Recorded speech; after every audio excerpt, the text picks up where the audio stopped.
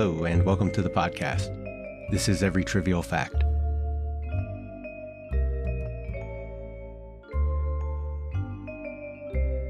All right, welcome Gregory Gravelle. He is a friend of mine, writer, philosopher, and fellow podcast host of Into the Absurd. Where do you want to take us from there? Well, explain yourself. Prove yourself. No, I'm just kidding. Okay. I want to explain myself and say, like who I am and whatnot, but I'm not really interested in that because I just had this thought about how I know in a few podcasts ago on my podcast, we were talking about how the Greeks, they would look up at the constellations and they'd see the gods, right? They'd make up all these pictures and whatnot, and that they're projecting their own thoughts and their ideals and their beliefs upon their physical reality and their observations, right? Right, and their language reflects that. Yes, and their language reflects that.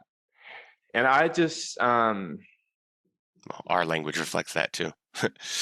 I think with what's going on in the world right now, I can kind of see a relationship between how there's war, right? And people, they complain about civilization all the time. They're always trashing civilization. People read Ted Kaczynski's manifesto and then like, yeah, he's so right.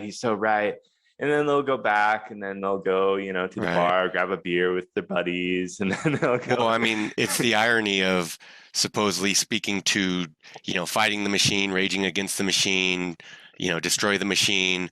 And it's like, how or why would anyone do that when everyone's dependent on it on a daily basis? And when people are fed by it and when we feed it on a daily basis, you know what I mean? It's like, that is normal, average, mundane, large scale, industrial, technological civilization, right?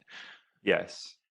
And it's, I guess, well, we could get into, here's where we get into the subject matter. Today we're going to be discussing Jung's The Undiscovered Self, which, I guess you could interpret a number of ways, but really it's Jung diagnosing what he sees as, the modern mass man and his modern mass civilization, right? Of all the forces of, military, state, media, all these mass forces, which inevitably wield such a heavy impact on modern man's life.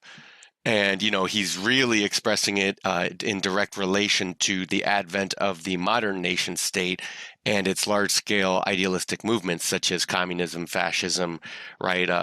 What he calls the evils of the dictator state. And how that emerged in the 19th and 20th century. And I think there's something to say also, if we want to go into his main points right now, is that this is kind of where, like, this book is kind of an accumulation of all of his ideas that he's written. Yeah, it does. So far. It does have a lot of his ideas. And the main point that at least I take out of the Undiscovered Self is how he kind of lays the groundwork where there's a state, there's all these masses, there's the herds that are taking control of the individual and taking away the individual's autonomy. And in order to escape this, you need to understand yourself. And part of understanding yourself is understanding your shadow, which is the parts of ourselves which are, say, obscure, or they're kind of dark. They're I'd say quote unquote evil. I'd say it can be a source of that, but Jung, when he speaks to the shadow, it's more like primordial and formless. It's even natural, you know what I mean? It's like if we're the Greeks projecting our kind of this animistic feeling outwards towards these observed phenomenon in the cosmos, whether our projections are, imagined or real, let's say, our analysis of the situation, our understanding, that fundamentally modern man is reacting the same. He imagines himself more sophisticated, but in light of his shadow, well, not in light of it, right? But in his own lack of awareness towards it, I guess as Nietzsche says, the average individual doesn't understand what the state instinct has in store for them. And you can see this in our modern politics, really. Everyone has their ideas and puts them forward like half of, like a fraction of them have a snowball's chance in hell. Like, who do you think's actually listening? Who do you think's going to implement this? You know, uh, it's clear that the instinct has been frustrated though by these mass forces, right? It's like the more you clamp down, the more people react, naturally, right? Yes. Like people can put up with a certain level of, you could say, corruption or coercion, you know what I mean? Because society by nature is that way, culture is that way.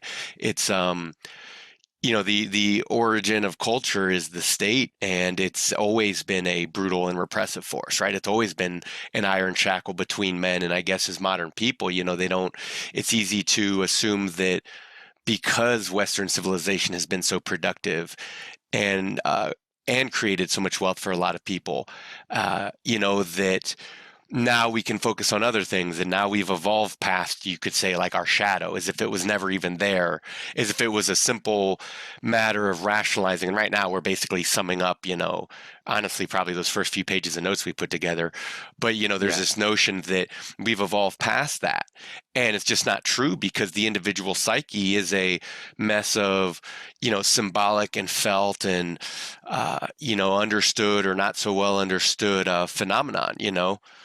The individual is the carrier of consciousness, and the collective is like adding a bunch of, like Jung says, right? It's like adding a bunch of zeros to try and make one. That Yeah. at the end of the day, it's the individual is the carrier of life, and the one who experiences and feels it. And when we collectivize it, it robs and destroys the individual, right? It takes away our autonomy. So, if we start here, some great notes you put together here, by the way. Apply to the Thanks. individual in modern society, right? Young sets it forward, and he says, society today is so large and interconnected that the individual has little to no control over what happens. As the population increases, the individual has less say in the decisions of the masses. And Yeah. conversely, you could say, like David Foster Wallace does in E Unibus Plurum, right? The more connections, the more people, the more voices, the more chaos. It's actually rising Yeah. complexity. It's not, it's not solving the problem. It's arguably expanding it or proliferating it. Uh, Yeah, and it's well, the web just becomes so big that like, I mean, with everything just being so freaking complicated, the whole world being so complicated, civilization being so complicated, it's hard to even exist without feeling a little insane oh, sure. Well, I about it mean, all. right. Well, I mean, my thoughts on the matter that I added to the notes were, I think a lot of modern political thinkers, they present the problem as if it's that of oppression. They're fighting power. And arguably, and this is, I think, closer to Young's take, psychologically speaking, what they're actually fighting are our feelings of powerlessness in reaction to these mass forces, whether they can Yeah. articulate that or not. Because I guess you talk to anyone who suffers from an ism, right, which is often what we Yeah. call our diseases. And political thinking, what Jung calls one-sided idealism, suffers that same disease capacity, right? It limits your Yes. sight. It makes it impossible for you to communicate with others. If you're not open, you're not open. It's that feeling of powerlessness, even if it's presented as, oh, it's the system, oh, it's the man, it's this and that. And it's like, no, like Nietzsche says, it's ages of democracies or ages of actors. It's also been the age of atomization, and he questions what's the smallest constituent part you can divide society into, and it is the individual. So in Western society, where we kind of came to believe in these conceptual hallucinations of the individual, I guess we'll keep moving to the degree that we cover this in the notes, and rather than free form just running through it. Well, I So did want to just mention one thing huh? before we move on.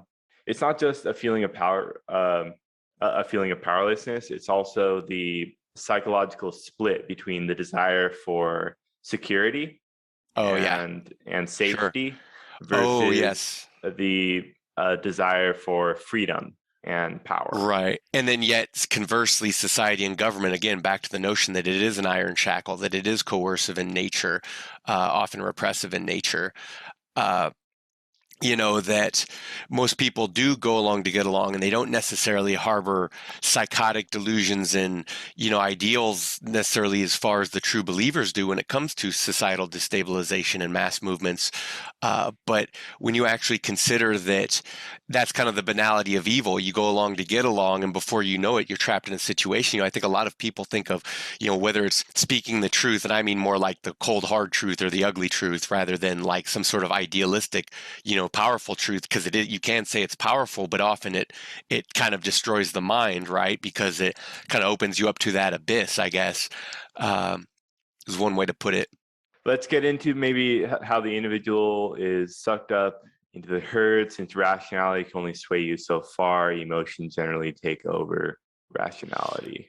Right, is ancient and evolutionary, right? Like, as Yeah. you can watch any kind of social animal behave in line with the pack, and that's kind of what I was getting at. Or that's exactly what I was going to reference earlier. Is people think that, okay, if we just go along, get along, it'll be normal, things will be fine, we'll go back to normal. What is the optimism bias here? It's like by the time you've been pigeonholed, or it's like if you've been silent all along, the chances that you're going to open your mouth now are very slim, especially because if you're not competent or confident to speak out against, this kind of, I guess, or to try to communicate with someone who does believe in a one-sided ideal, because what else do you do about that?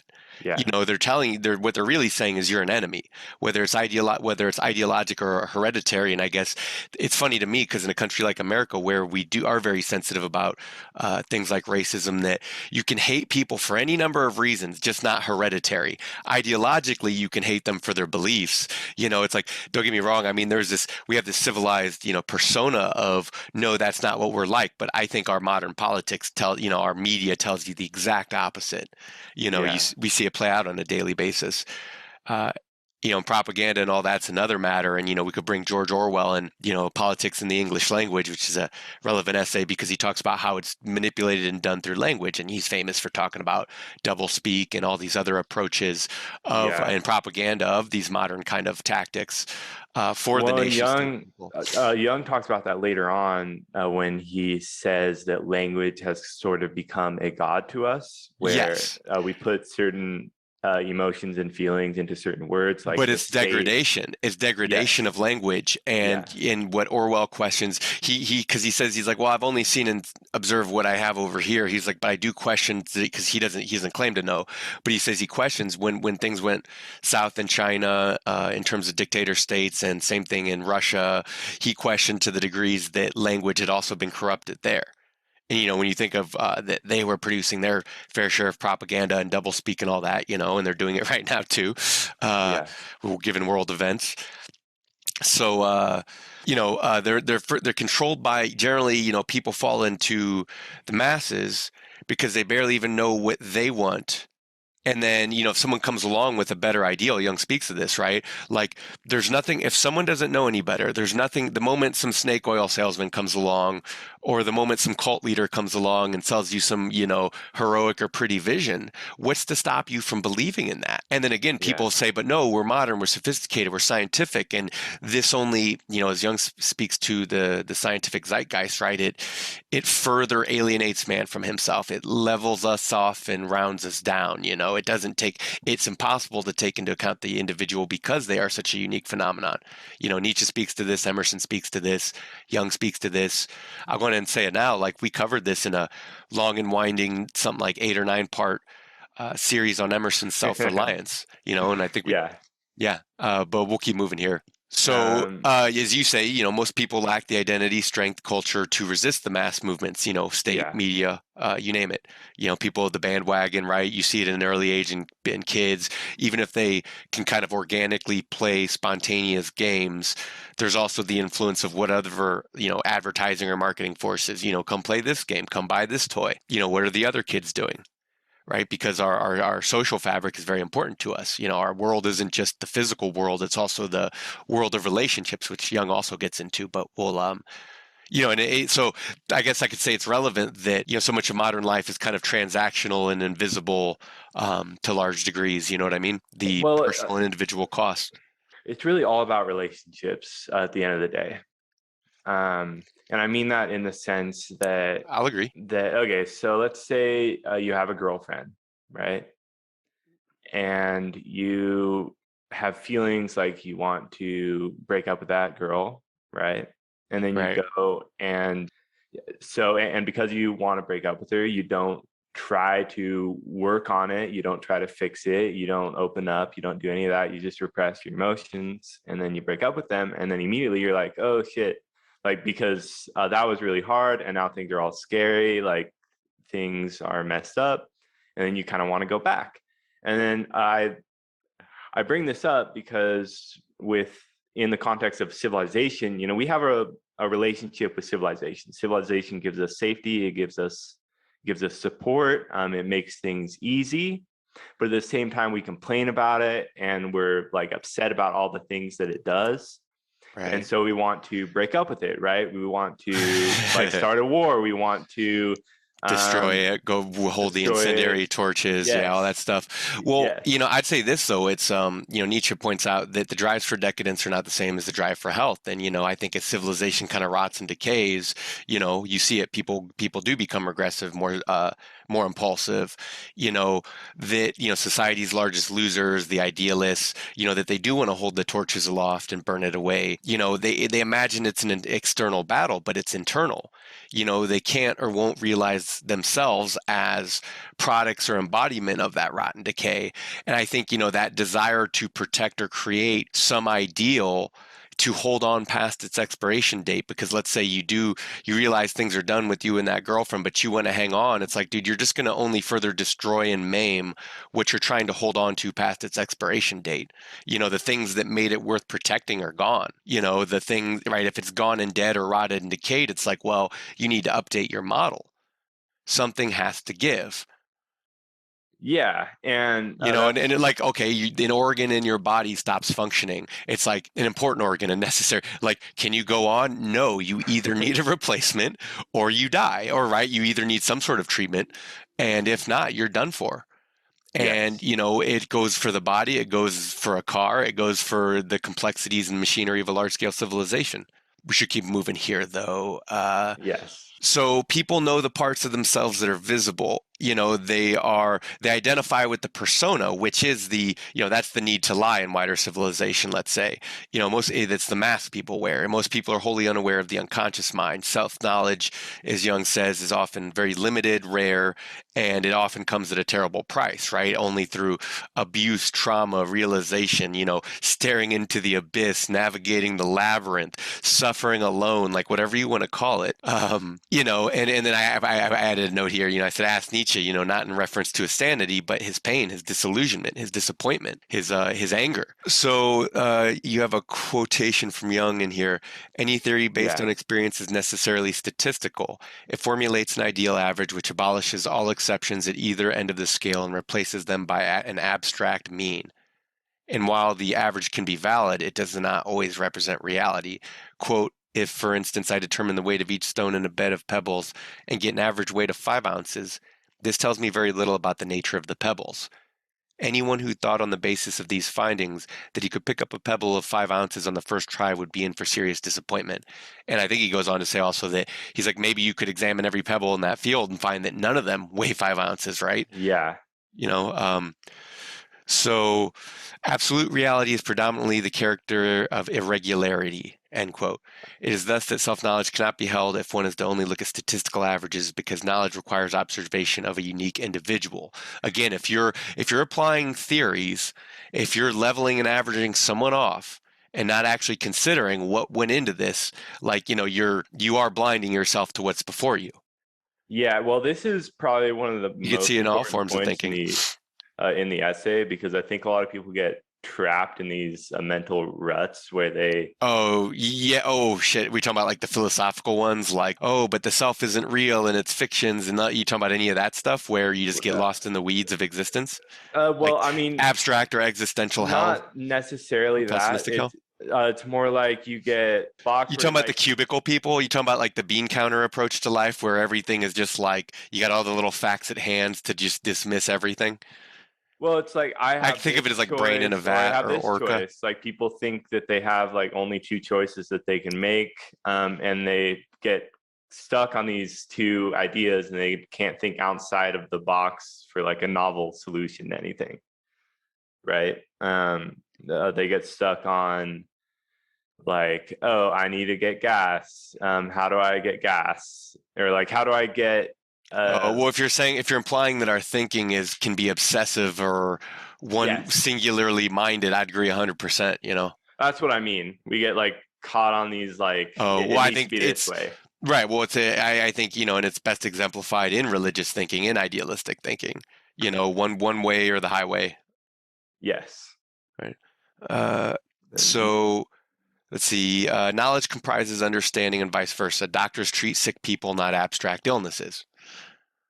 Science paints an unrealistic view on the world as it equates the unequal and labels everything into abstract concepts.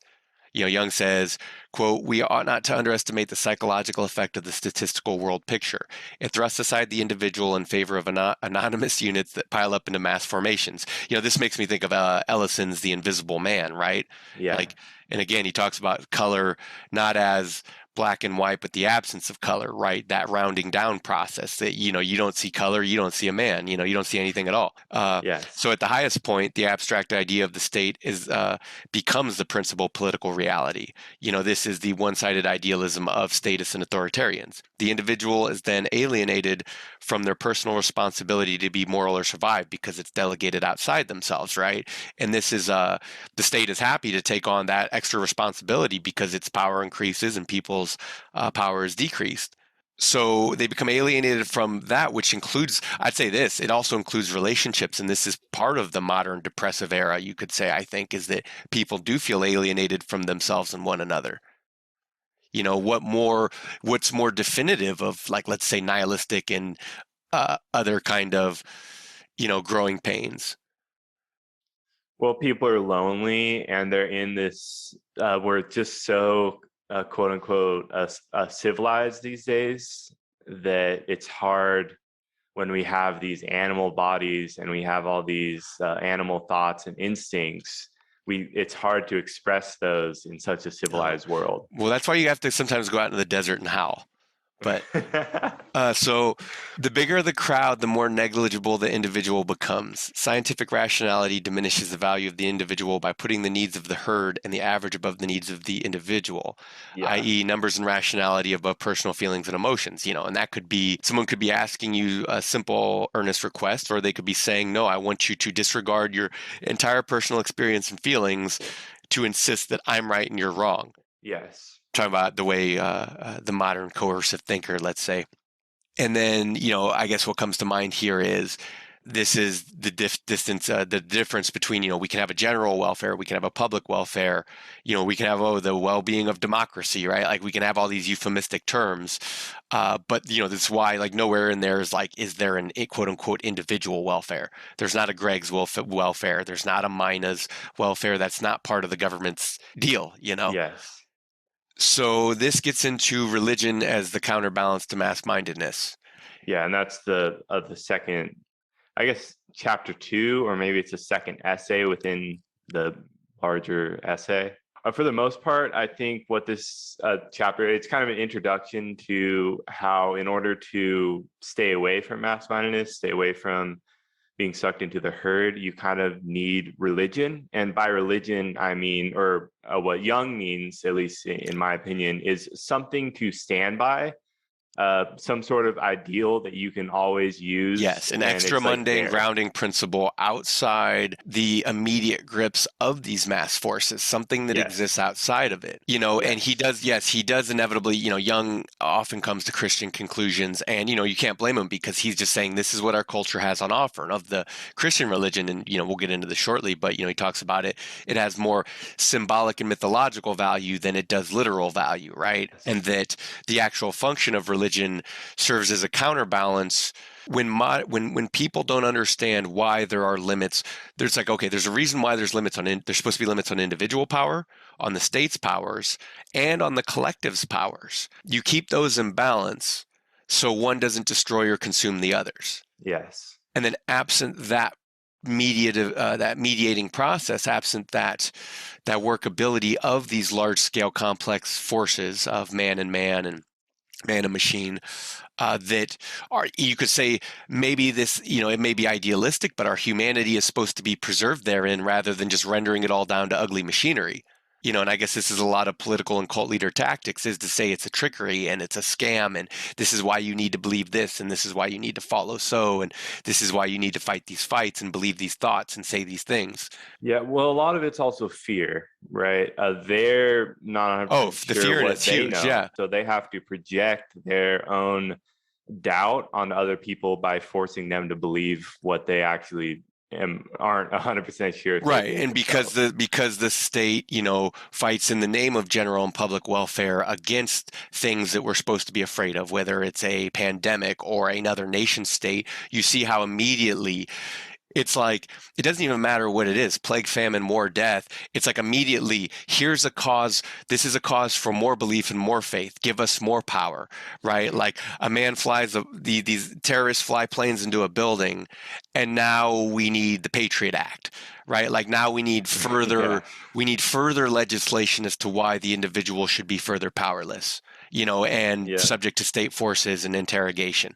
A whistleblower, ironically living in Russia, reveals one of the world's biggest, one of the biggest scams in human history, of the government spying on its own people in a country that's supposedly free and brave and all. And now it's just woven into the fabric of daily life. Now we know it, and that guy lives in Russia, right? It's like the irony is Yeah, palpable, and it's pretty. yeah, we No, well, it's 100% disturbing. know It that it's tells still you. happening. Right. Well, and it shows you that this is part of the lack of faith in the West, is that Yeah. all the lies have added up. All this, I've been talking about this in the podcast so far, right? Those lies are adding up, and we haven't even, the full cost hasn't come due yet.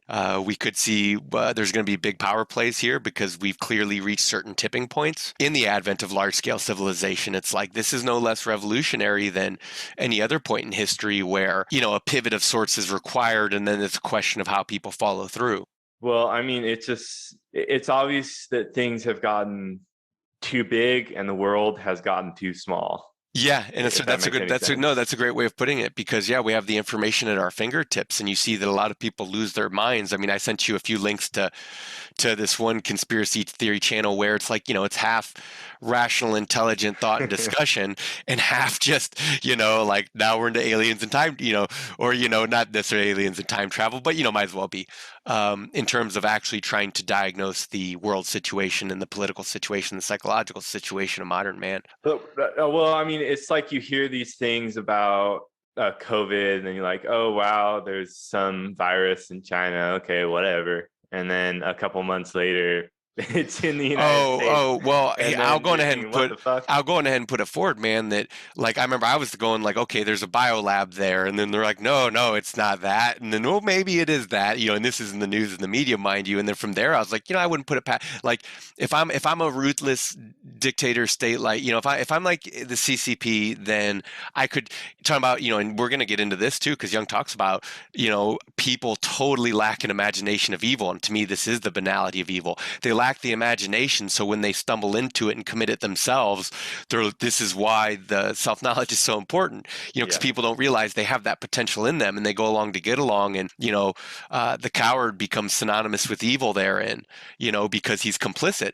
He just walks on by. Again, the responsibility is diffused to the state, to someone else, to the herd, the collective. Um, and I wouldn't put it past them. But back to because I'd call it conspiracy theory, but it's like, no, this is them exporting the Cultural Revolution. Think about it. You kill off as many older people as possible. You're further cutting people off from the past. This is because Jung gets into this too, right? The reason why the dictator state and the modern nation state attacks extra mundane principles, why the political thinkers, it's why you destroy the grave of Confucius. It's why you sever people's ties to their roots of culture, because, and it's followed through with the attack on the degradation of language. It's like you do that because it weakens people's identities. They no longer can say, oh, we're firm in this, like we're insecure, we're unstable, we can't go through with this chaos. What do we do to settle the score? And then the rest is history. People want the organization, they want the safety. What'd you call it? You said earlier you said civilization. Security. Yeah, yeah. And maybe this is the last man in everybody, right? That Yeah. they're trying to reconcile. And I guess in some you on the moral side of things, you have like they want to be masters and they don't want to be slaves.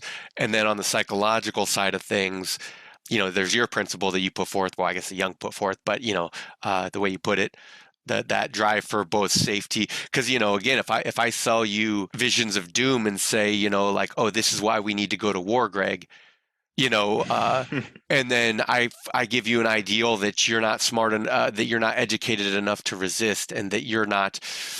Because again, what Young says in the very beginning, which we didn't mention, is that so long as the emotionality of a situation doesn't hit a critical peak, right? This physiology at work, things can be reasoned through, but this is where rationality loses its strength. When people are emotional, when people are heated, rationality goes out the window. People often throw away their lives in a heated, impassioned moment, like a Yeah. projection of the shadow, right? I need to get even. I need to hurt this person. I need to be cruel. I need to inflict punishment or revenge or even Yeah. justice, right? It's all there. It all stems from the same primordial impulse. Yeah. And then it just makes it all worse. Right. It's why we delegate make the violence a third party. It's the state. They have a Yeah. monopoly on it because we see like, yes, the revenge of the state's justice can be pretty horrific, but if you've ever seen mob rule and mob violence, it's no less horrific. So, Well, you I know, mean, you say something excuse me. interesting there with we're kind of like, oh, it's okay for the state to do violence. That's perfectly fine. But if an individual does it, it's see ya. Well, because we don't believe that they have the right to interfere with someone else's life. Because the state also Yeah. says you can't steal from that person, you can't rob, you can't do anything to that person, really. Yeah. And then you even have voluntary association, which is why pre-civilizational garbage values hiding behind morality and the general population's desire for security and well-being, and sold by the government's propaganda as that security, as whether it's the Patriot Act or COVID regulations, this is all how power is consolidated to the state, and then the people don't understand how they're actually. This is why the term "useful idiot" came into being. People thought like, oh, this is how we attain our liberation and freedom, Yeah. and it's like, no, this is how you clap yourself into prison through your own consciousness. Figuratively, metaphorically, and literally. Let's maybe So the state aims where to are make we the at individual D? dependent on it. We're probably on B or C or something like that. Creed versus religion. A creed concerns Yeah. an individual following certain rules and guidelines, while a religion is more of an individual, spiritual, and emotional affair, right? It's a personal experience. And your inoculations, like, Yeah. because in my life, it's like part of it was my dad, part of it was some of my friends and family, my experiences growing up, to where it's like, look, I saw what I saw, I felt what I felt, I knew what I knew. And by the time, I came into further consciousness as I continued to grow up, it's like no one at that point could tell me, like, nope, you got to declare bankruptcy on all that because my vision of reality is thus, and you have to believe. Like, no one could ever do that to me. You'd have to get a Big Brother's bean counter to, pull a Winston on me. If you remember what happens to Winston by the time he's looking in the Yeah. mirror in the States, like, tortured him to death, where he's just a skeleton, Two plus two equals five. Right. So, and then the creed, so it tells you in Jung's conception here, the creed is weaker than the religion, that, to basically assert a belief means nothing. I'm for this, I'm for that, I'm against this, it means fuck all. Yeah. So while the religious man he still uses the states for purposes of morality and to his own ends, right? For his own survival, he still has a belief that God not only has lordship over him, but also the state. So it's the notion that it's conservative. It's a conservative approach to life, and it says there should be limits on things. And this is where I'd say a lot Yeah. of liberal-minded people, whether no matter what scale they're on, they seem to lose sight of why a state has limits, why an individual Yeah. has limits, why a collective has limits. It's like a baseball team can play in they can play, you can play in these domains, but like we're not going to start making these people mayors of cities, right? Like they don't share necessarily that right. Like it's kind of, this is where you see, and I bring this up to say this is Yeah. where like a lot of celebrities and other people who we associate with this kind of juvenile attraction to success in life, in humanity, right? It's very primordial and old to Yeah. hero worship worship. And it's like, lots of people make the mistakes of having heroes, and then you see what they're really like. And, Jung talks about this too, right? Towards the end, where he talks about the ideals come from someone, and then it's a question of who is speaking and do they live up to those Yeah. ideals, and then you see people easily fall out of favor because, whether they're given a chance or not, they reveal themselves to be unreliable. And this is Nietzsche speaking to, I'd say, that if we're consistent in our principles, it's likely our temperament and not so much our principles. But I would add that the individual's experience compounded therein leads it to be a value created and derived process. And this is the difference. It's not a whim. It's not a blind ideal foisted externally, or a placing of the blame, or a projection.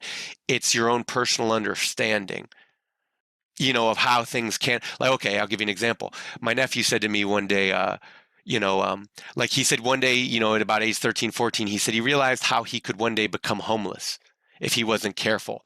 And that shows you that he went from just kind of seeing this phenomenon to identifying and empathizing with it to the degree of Yeah. going, oh God, I could wind up there myself, depending on Yes. my behaviors, let's say. Yes. And that's the thing, is that you can kind of like get to that sort of rock bottom place and you might never be able to get out. Oh yeah, you're not guaranteed a happy ending or a moment So, of clarity, and this is the danger of yeah. mass ideals and herd movements and mass movements. So anyway, we were also saying that again with the conservative approach to life also uses, it's not that it's inherently any more dangerous fundamentally. It's just understanding that there needs to be limits on individuals, collectives, and the state. But where applicable in the protection of that, you don't just give all your rights away to the state, but you do. It is a question of acting in a manner. This is usually warfare, right? It's to preserve Yeah. your nation. It's to avoid suicide and disaster. It's to protect yourself, project power. It's a lot of things.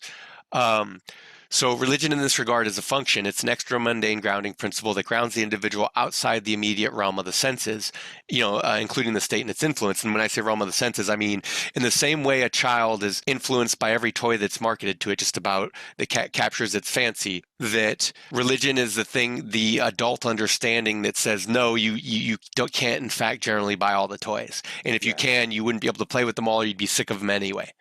It's a more mature Yeah. understanding, you could say. And even if it's expressed unconsciously through religion, it is a grounding principle in people. It does imply limits based on morality. And then, what Nietzsche says of morality, let's say, relevant here, is that, the emergence of the good and the righteous is usually a sign of the end, meaning that by the time you have a new class or caste of people saying we're the righteous ones and we're the better ones, we're the supreme ones, it's like you're in trouble. Yeah, and that's kind of, well, I mean, that's exactly what happened with American liberalism. Right. Well, okay. And then within this larger zeitgeist, young questions that, is there anything to the leadership caste other than being mouthpieces for public opinion and the Yeah. public? Yet Nietzsche talks about that a lot of these people, what we'd call, I guess, you could talk about parasites at the bottom of society, but these are the parasites at the top who are like, okay, Yeah. I see the state, I'm not going to sacrifice or be responsible to or for it.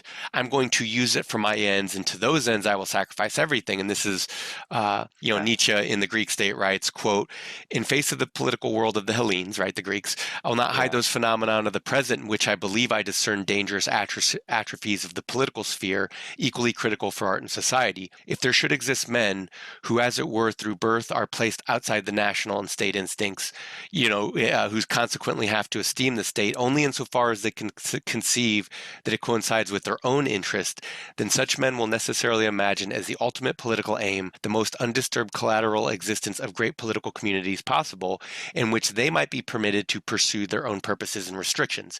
So that's just a elaborated on version of what I just said. With this Yeah. idea in their heads is they will promote the policy which will offer the greatest security to these purposes, whereas it is the unthinkable that they, against their intentions, guided perhaps by an unconscious instinct, should sacrifice themselves for the state tendency. It is unthinkable because they lack the very instinct, right? Again, they're not sacrifice. If JFK asks not what you can do for what your country can do for you, but what you can do for your country, what JFK is really thinking is, okay, now what can this country do for me? But he was beloved supposedly as a democratic, guy of the people, and Yeah. all those reasons. But Anyway, also first, Irishman elected president, right? That was all significant.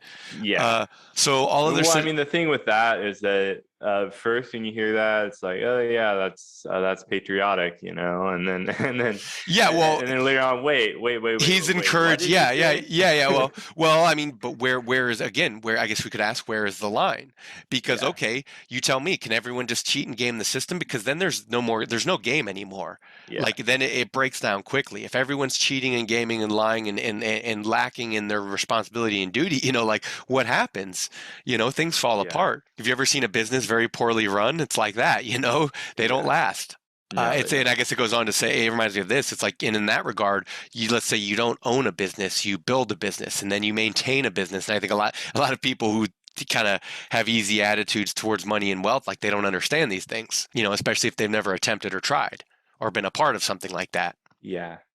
So Nietzsche goes on to say, all other citizens of the state are in the dark about what nature intends with her state instinct within them. And that's, this is man is Yes. mythological, and this is also terrifying. This is 1984, and Nietzsche writes, and they follow blindly only to the, and this, again, it's predicated on biology. It's not Yeah. happenstance, or I mean, I guess maybe it is happenstance, but it's not like it's not it's not so simple and easy to just be like, oh, we can just do this or that, or if we change the policy, it's like, no, this is man's social instinct. This Yeah. is our herd nature, and the part of that is the morality. What are our duties therein?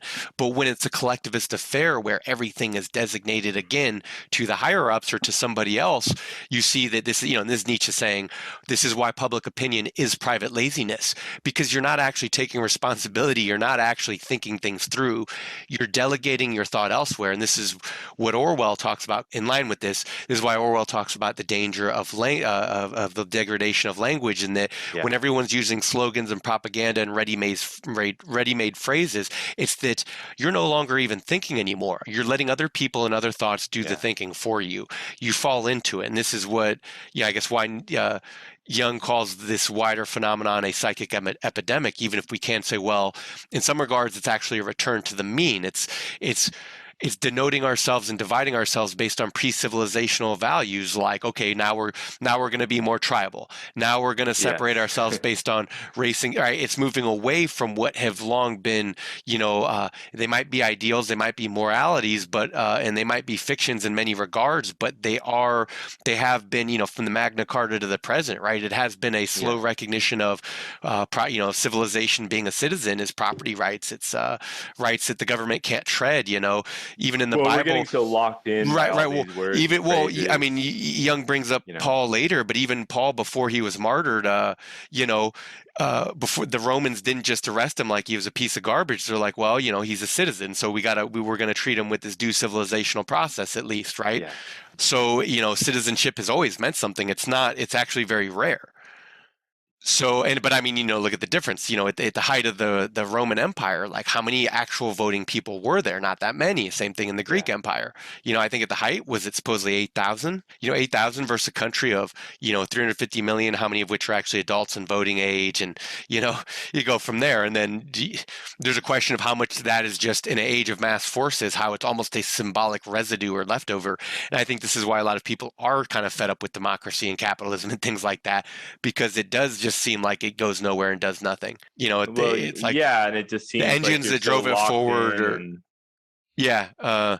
So moving on with this, I guess. So the okay, state takes the place of God. yeah, yeah, and I'd say we see that the individual state instinct is agitated in modern discourse, politics, and media, and everyone talks about all these ideals and ideas and competing factions as if they actually have a say in it, as if I said it earlier, like as if half these ideas will ever stand a chance, to be Yeah. implemented, especially regarding policy, given the reality of the present state of the world and its largest and most powerful nations. It's like, no, most people don't have a say in this, even with your vote. So this is inner transcendental experience is vital if the individual is to escape the masses. Otherwise he has no foundation to rely upon other than rationality, which, as we discussed, it's not strong enough when I can just reason you into, hey, look, man, if we drink the Kool-Aid, we'll catch a ride on the UFO.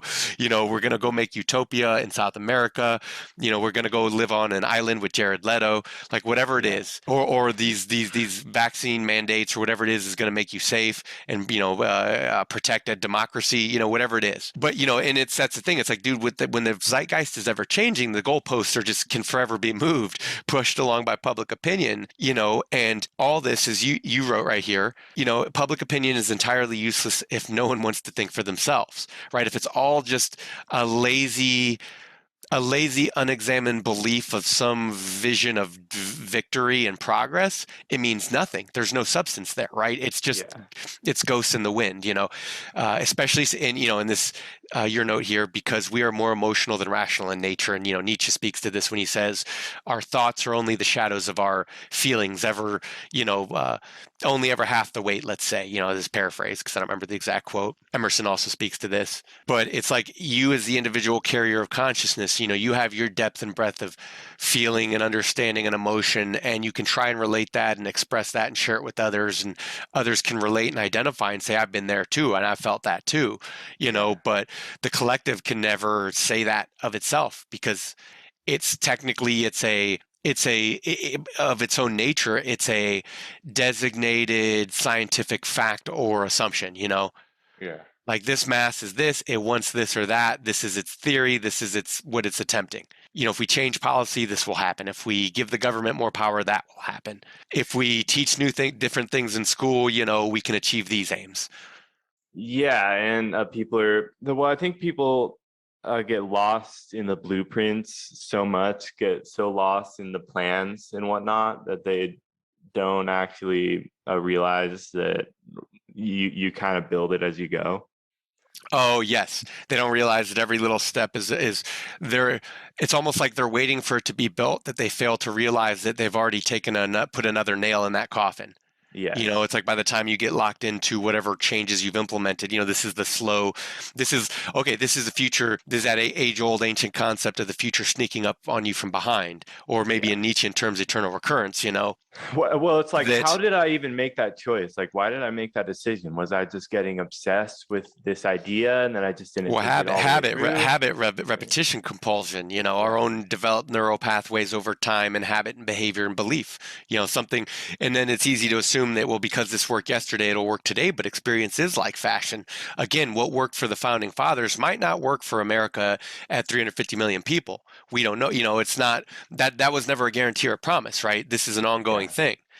None of it's a guarantee, none of it's a promise. It's maintained by the larger forces. And this is where Nietzsche would say, if there's such a thing as will of the people, I don't see it, because it's clearly the larger mass forces that are in charge. And it's hard not Yes. to disagree with that. Yet you see that people, when thwarted, again, they want to fight back. If they Yes. feel repressed and oppressed or taken for granted, they will act out. Yes, they will. Right, and if or like the old saying, a child rejected by the village might come back to burn it down.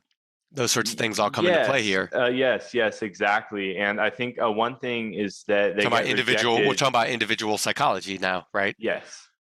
Well, they get rejected, and then they also sometimes they just repress those feelings, and then they just keep going, try to act like everything's normal, but inside Oh yeah, no, they're there's a just price to pay. breaking. Yeah, Right. yeah, you can't usually with emotion, you can't turn those taps off. And it could be Yeah. anything from traumatic experience. I've been thinking about this a lot lately from my talks with my dad and otherwise, going like, man, I think Americans have always been a political people, right? Because it's part of the Yes. founding of the nation. It's part of its education system. It's also because I think we do see and understand in very certain ways, at least, how the government does affect our lives. Yet, I think Yeah. in a bigger way, one of the biggest ways is that we are a large nation with a large military, and we have a lot of veterans out there, and we have a lot of veterans with families raising kids. And there's questions of how much they've been affected by their experiences, because they are a different Yes. class of people. They're not the same as civilians. Their experiences have changed them individually. Yeah. So they're, whether, and I don't mean that it's all bad, like, oh, it's all trauma and abuse, but I do have questions of, man, you, I got stories, not necessarily about my dad, but lots of other people. And it's like, you know, uh, it's Well, it's just like they've understanding seen how, some shit, right. And And a lot of while the times it's rest of hard coming us are back. like like Yeah, well, video I games, mean, looking at our phones, like they've like been well, shot and at, well, and they understand again back to the notion earlier of that. It turns out people do like civilization. You know that for yes. people who do want to start an internal or external conflict, it's like whoa, whoa, whoa.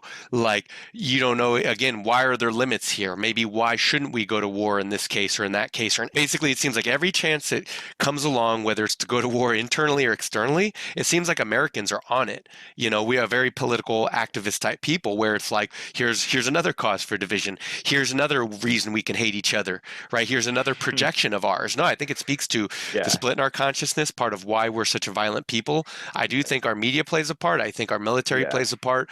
I think uh, we have a lot of uniquely violent phenomenon in our country, you know, and Yeah. and I don't even know that anyone's aware of it in a very real sense. You know what I mean? Like Well, it's it's all kind of stemming come from to, our own individual well, it's psyche and our own individual shadow. yes, and our own experiences therein. Yes, and it doesn't mean again, it doesn't mean that anyone therein is necessarily evil or wrong, because clearly, like some people don't know when they're lying. Some people just lack the self-knowledge. Some people are very Yes. psychologically split, sick, trauma, PTSD, you name it. You know, and you see this in the fact that we're still a very religious nation. It happens to a lot of religious people too, that they wind up in cults, and by cults I mean even plenty of branches of Christianity unique to America Yes. are you see the experiences they have, whether it's exorcisms or other certain forms of abuse and punishments and ostracization.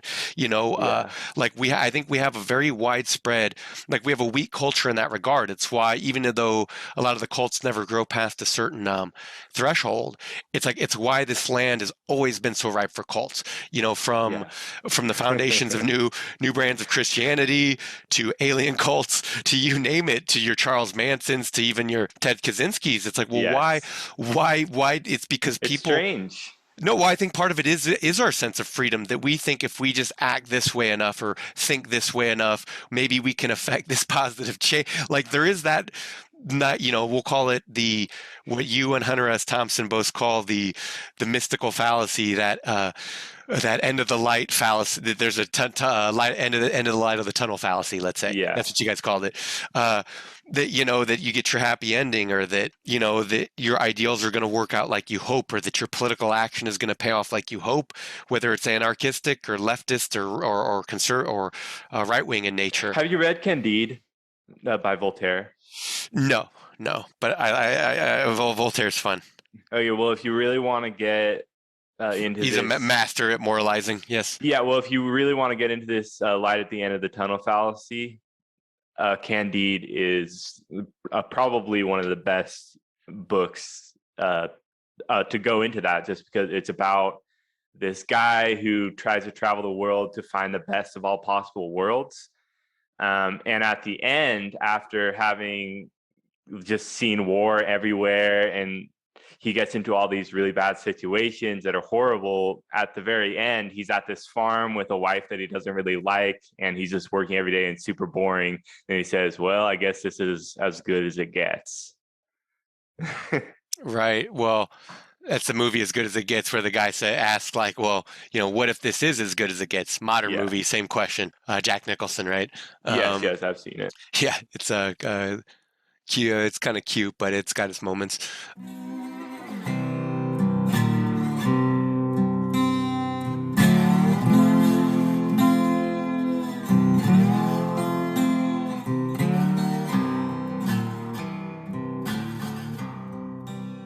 So maybe we should start with the state kind of being like a god. Yes, go ahead and take us away. Okay, quote, the state takes the place of God. That is why, seen from this angle, the socialist dictatorships are religions and state slavery is a form of worship, unquote. And then I said, or this is kind of a summary of what he said in this section. The party leader becomes a ruler beyond good and evil. And what he says goes, all ends justify the means. Heretic, good luck. Right? Yes. Yeah, exactly. And this ties into again that because he winds up being a mouthpiece for the people, he can hide behind that, and it's still to his ends. Yes. And the useful idiots go along with it, and this is the nature of these modern mass movements. The state, like religion, it demands self-sacrifice, enthusiasm. We talked about this earlier. Ask not what you can, what your country can do for you, but what you can do for your country. Hence, patriotism. These are your notes, right? Pledge of Allegiance, the national anthem. Yes. While religion gives the fear of God, the state gives a good replacement with cops, prisons, other social and economic consequences, right? Today, Yeah. people are almost always less manipulated by the state, rather public opinion through fear of being canceled. And that's that. Again, Yeah, and that was my own it's commentary yeah, of there. course. Obviously. Yeah, obviously, Young wasn't talking about being canceled, but no, it's Canceled. well, when the individual can be destroyed by mass forces, it's like we I don't know, canceled makes it sound a little bit cuter than it, or more innocuous than it is. We should be call it being destroyed, because a Yeah, lot of yes. people have been destroyed Well, it's like the state financially, isn't personally. really controlling people as much Well, as you see that the the state masses doesn't even are have to. themselves. The state doesn't even have to wield that kind of power when the mass Yeah. will self-correct itself. And that's even more. That's like when I think of Orwell's 1984, I think we didn't need the state to tell us to get on our 2 minutes of hate on a daily basis. It's like Yeah. the media does it, people feed into it. They voluntarily absorb hate all day if they want to, it's there. Like online forums, the media saying this guy's all that projection, what Young calls, right? Yeah. All the bad guy, the evil, the scapegoat, right? It's all outside of ourselves. We're the good, we're the moral, we're the just. So the position of the West on the question, oh wait, no. Of religion. We have here, while both the state and religion Okay. tout the importance of community, the propaganda to promote such community generally divides us more. Community is only obtained through man-to-man interaction, not billboards, TV shows, and social media. Out of one comes many, you know. Yeah. And no, that's a good observation that it's Yeah. about organic human relationships, not forced, mediated, or coerced interactions that are primarily transactional anyway. And that's kind of modern day, kind of this process has become poisonous Yes. in that regard. Well, it feels so it feels almost like you're being watched when you're talking to someone. You're not really saying everything Oh, that's on your mind. well, I'd argue that to me that's an ancient feeling because Yeah. we would have become aware of that as we became from the great apes that we were as we came into consciousness. The one thing we did became aware of was that something was always watching us. Yes. It could be another ape creature. It could be a predator. It could be a tiger in the bushes. But we have entire like feelings and like we have an entire facet of our physiology that concerns itself with being watched, right? It's so baked into who and what we are Well, do you think kind of as animals. God is sort of the God's the invisible scaffolding? eye. God, It's like yes, the scaffolding of civilization, the scaffolding of the yes. state. Well, it was the invisible, it was the all-seeing eye. If you Yes. can imagine a bunch of great apes in a circle around a campfire picking nits off each other, the notion of God is that invisible eye that emerged between us. It's the Yes. sensation that we are being watched. Therefore, if maybe it's something like if we're significant enough to watch and be watched, maybe it's that we matter or that there is something that's of meaning here. Like I can see that kind of circuitry in our brain and in our body and in our physiology. All it's like, okay, why does fame and success matter to people? Why does having friends matter to people? Why does Yeah. being seen and heard and felt like you're understood matter? I think it all relates. Yeah. So Well, the feelings aren't. I think religious believers mistake that these feelings inherent to our physiology, especially the religious capacity. They tend to think in monopolistic fashion, like, oh, yes. whether it's our brand of religion or our sect of religion, particular has the answers, and everyone else must be wrong, or at least not as right as we are, or we're more favored, or we're the special ones.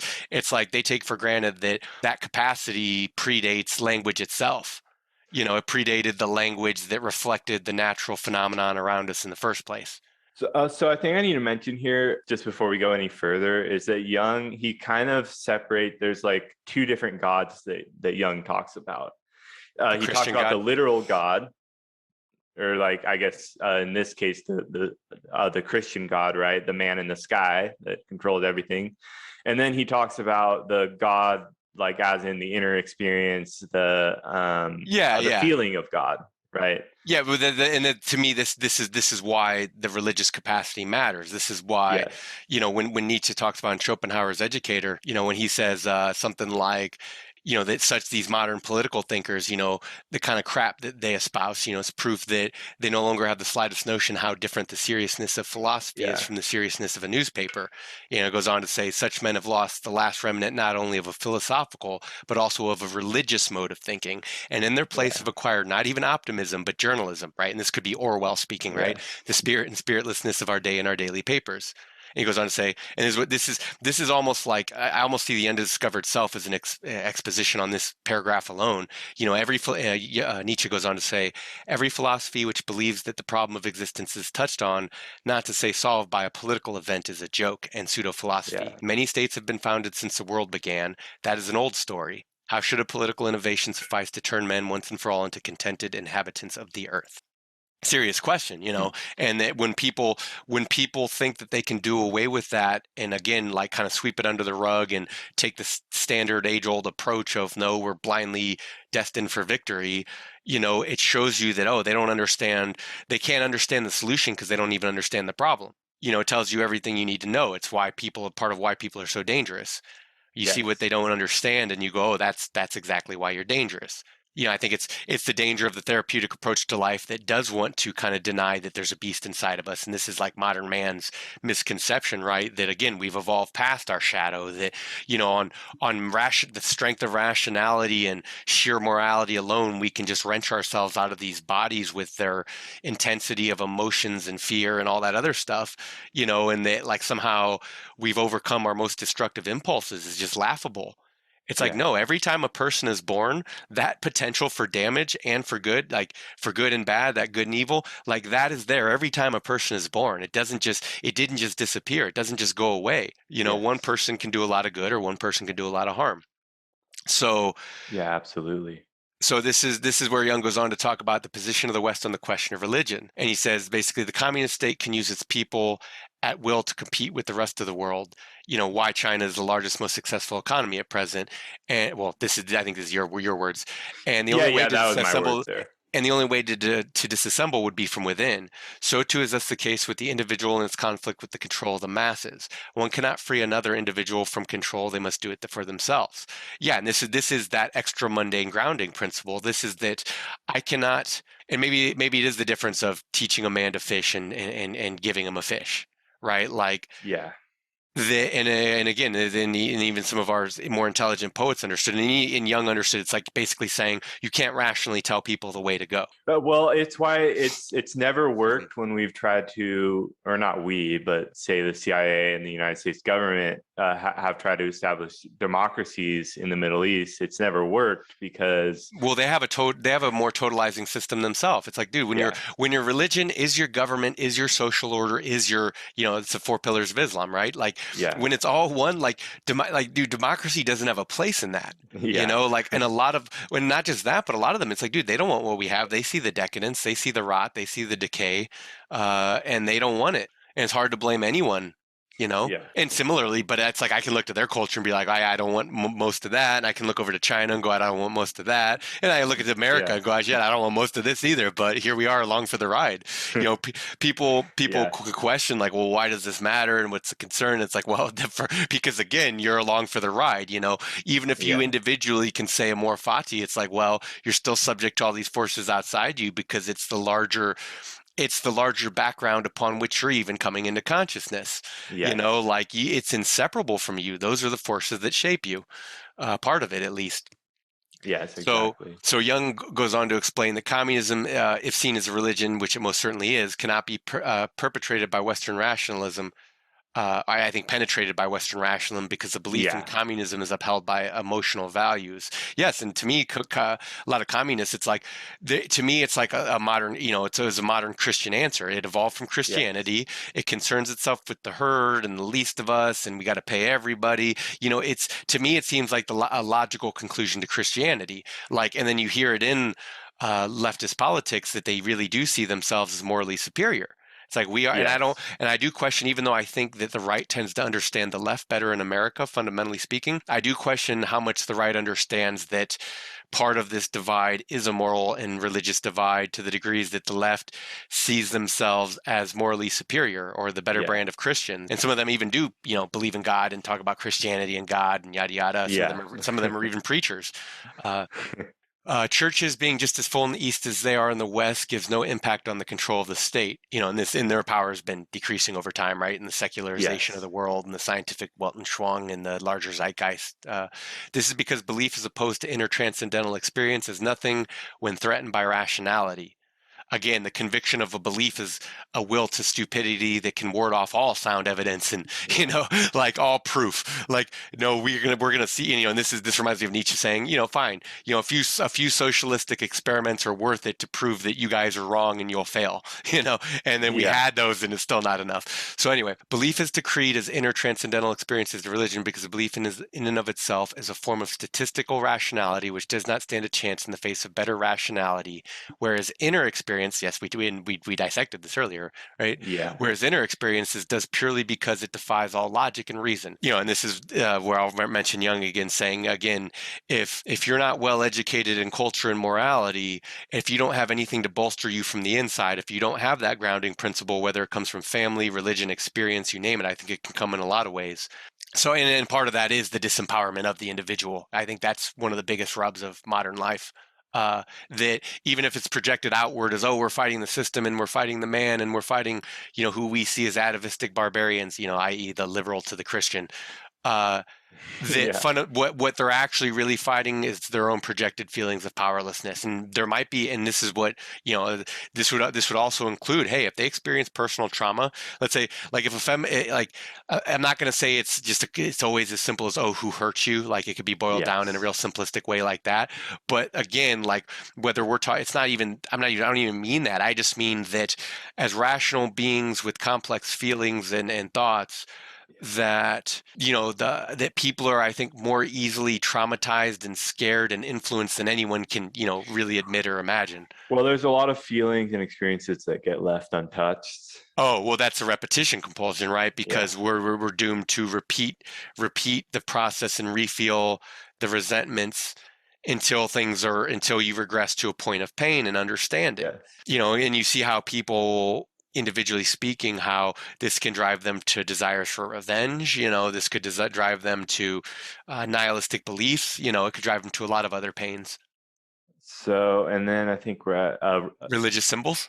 yeah, religious symbols when, and this is just a paraphrasing of Sure. what Jung said. Religious symbols, when taken literally as beliefs, come into conflict with knowledge. On the contrary, when religious symbols are taken as metaphors, they do not come into the conflict with knowledge and are instead subject to many And interpretations. this is the importance of art and literature, let's say, Yeah. right? Like that this is what it opens us up to. It expands our vision, it expands our sight. You compare it to your experience and you see what you conceive of as the truth, or something common, or something experienced by everybody or at least one other person. While America touts freedom, democracy, capitalistic freedom, education in the system is very much like a factory, and scientific knowledge is driven. Uh, the way that it drives forward is it makes it ripe for communist conversion. Um, it's the irony of the West. Our most prevalent value is freedom. Yet, if we all believe in this as the highest value because we've been educated to do so, you question, are we still free? While we say the individual is important, extremely valuable, when put to the comparison of the whole, and Jung asks in the essay, he says, what is the individual and even a few loved ones compared to the hundreds, the thousands, the millions? It really is absurd to, Yes. and he points out it's absurd that we ever came to believe the individual mattered at all. He admits that, and Nietzsche speaks to that in the Greek State, which we referenced earlier. So we cannot even consider the individual to be anything special. A quote, in this reality, man is a slave and victim of the machines that have conquered space and time for him. He is intimidated and endangered by the might of the military technology, which is supposed to safeguard his physical existence. His spiritual and moral freedom, though guaranteed within limits in one half of the world, is threatened with chaotic disorientation, and in the other half is abolished altogether. End quote. Very important point there. Yeah, and that's not, I mean, that's it's kind of still true today, but we're definitely a lot closer to just being controlled by Well, it's very, it is very society. brave. It is very brave. See, Brave New World reminds me of that. Kind of more like the internal, so Brave New World is a society derived by complacency, laziness, lack of responsibility, in the sense that these people, everything is preordained and organized for them. It's Yes. almost like it's the last man's paradise, whether he's Yeah. dumb and low on the totem pole as a worker bee or he's higher on the chain. Regardless, it's made as paradisical as much for both of them. It is the equalization of all suffering, right? Yeah. Well, I mean, it's Because basically because no one's allowed to think, no one's actually allowed to think of the suffering and the again, no one in that world is allowed to contemplate the factory farm, right? yes. It's like, no, they take soma to check out, like the worker bees do it, and so do the smartest people and the highest in society.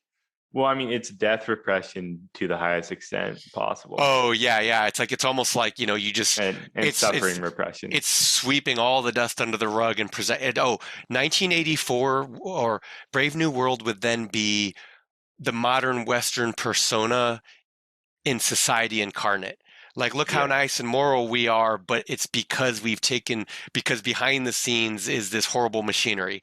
Whereas in 1984 is a society derived by external fear and pressure of the nation state, but yet still has a reflection of all the things we just discussed. You still have that desire for safety. And also the way in that book it's presented is they actually offer revolution and the dissidents, almost they leave it out there in the open air for for the undesirables to weed themselves out. Yes. Do you remember that part where, he comes to realize that, oh, even revolution is part of the story? And to me, it's like, that's what America is as a country. It's like, uh, human civilization came so far that freedom and democracy became the story, whereas in before it was a much more shameless and authoritarian affair where it was Yeah. the might of a dictator or the might of a king, and damn what anyone else thinks or says. Yeah. Good luck with your activist group then. You'd No. probably be crucified. Yeah, and Civilization has changed. uh, We in the book, was there a revolution in Brave New World? I don't remember. Like at the No, end. well, not no. I was the revolution I was speaking of was the freedom fighters in the context of, I don't remember their names off the top of my head, but in 1984, Okay. no, but in they did account for it, and Keegan mentioned this in the last podcast we did, that that it's actually 19 Brave New World is a bit more humane, because if you do become a bit too cognitive of the machinery and dissatisfied with it, you can go live in America, you can go live in one of these other islands. Like, they actually make allowances for the dissidents to leave, whereas in 1984 it's the might of the dictator state that says, no, we won't allow for heresy. We make the Yeah. brain perfect before we blow it out.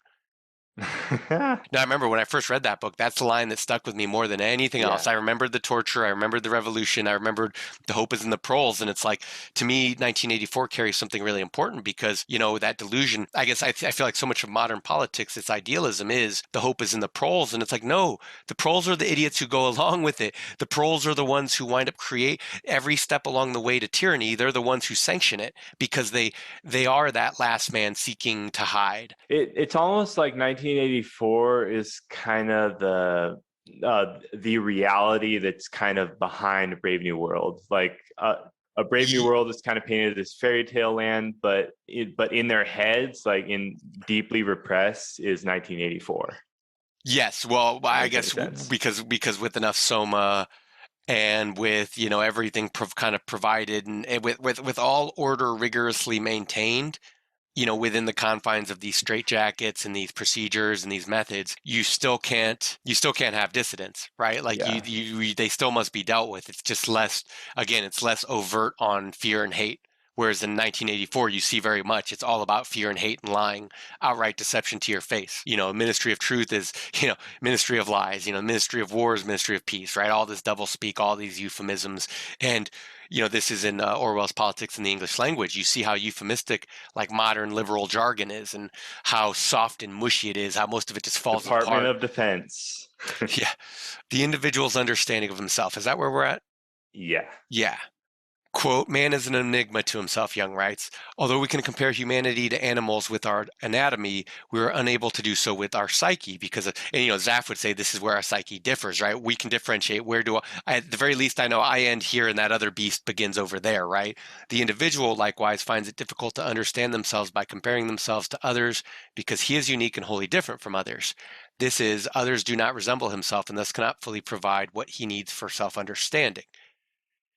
Someone might be able to, reveal something truthful to you, but unless I think, this is why education is a mutual process. Both people are engaging in a goodwill effort of sorts to say maybe there is something more here, maybe there's something we aren't seeing, and it's very natural in terms of our approach to life and understanding the reality before us.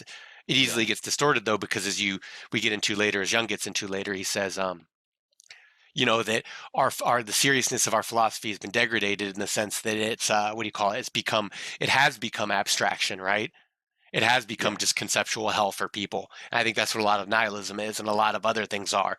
People get so lost on this. No, it's actually more Buddhist. Like the essence of this is more Buddhistic in the sense that people so wholly identify with the productions of their consciousness that they can't differentiate themselves from their thoughts to the point Yes. of pain.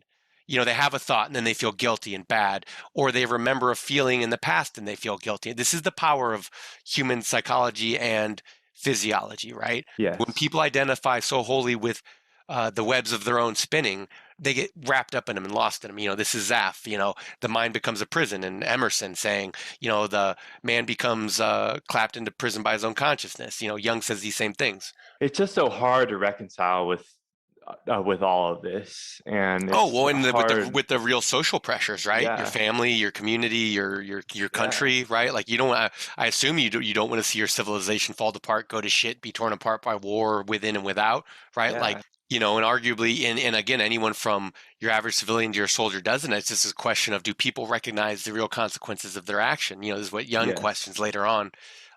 This is the importance And of they the don't. individual.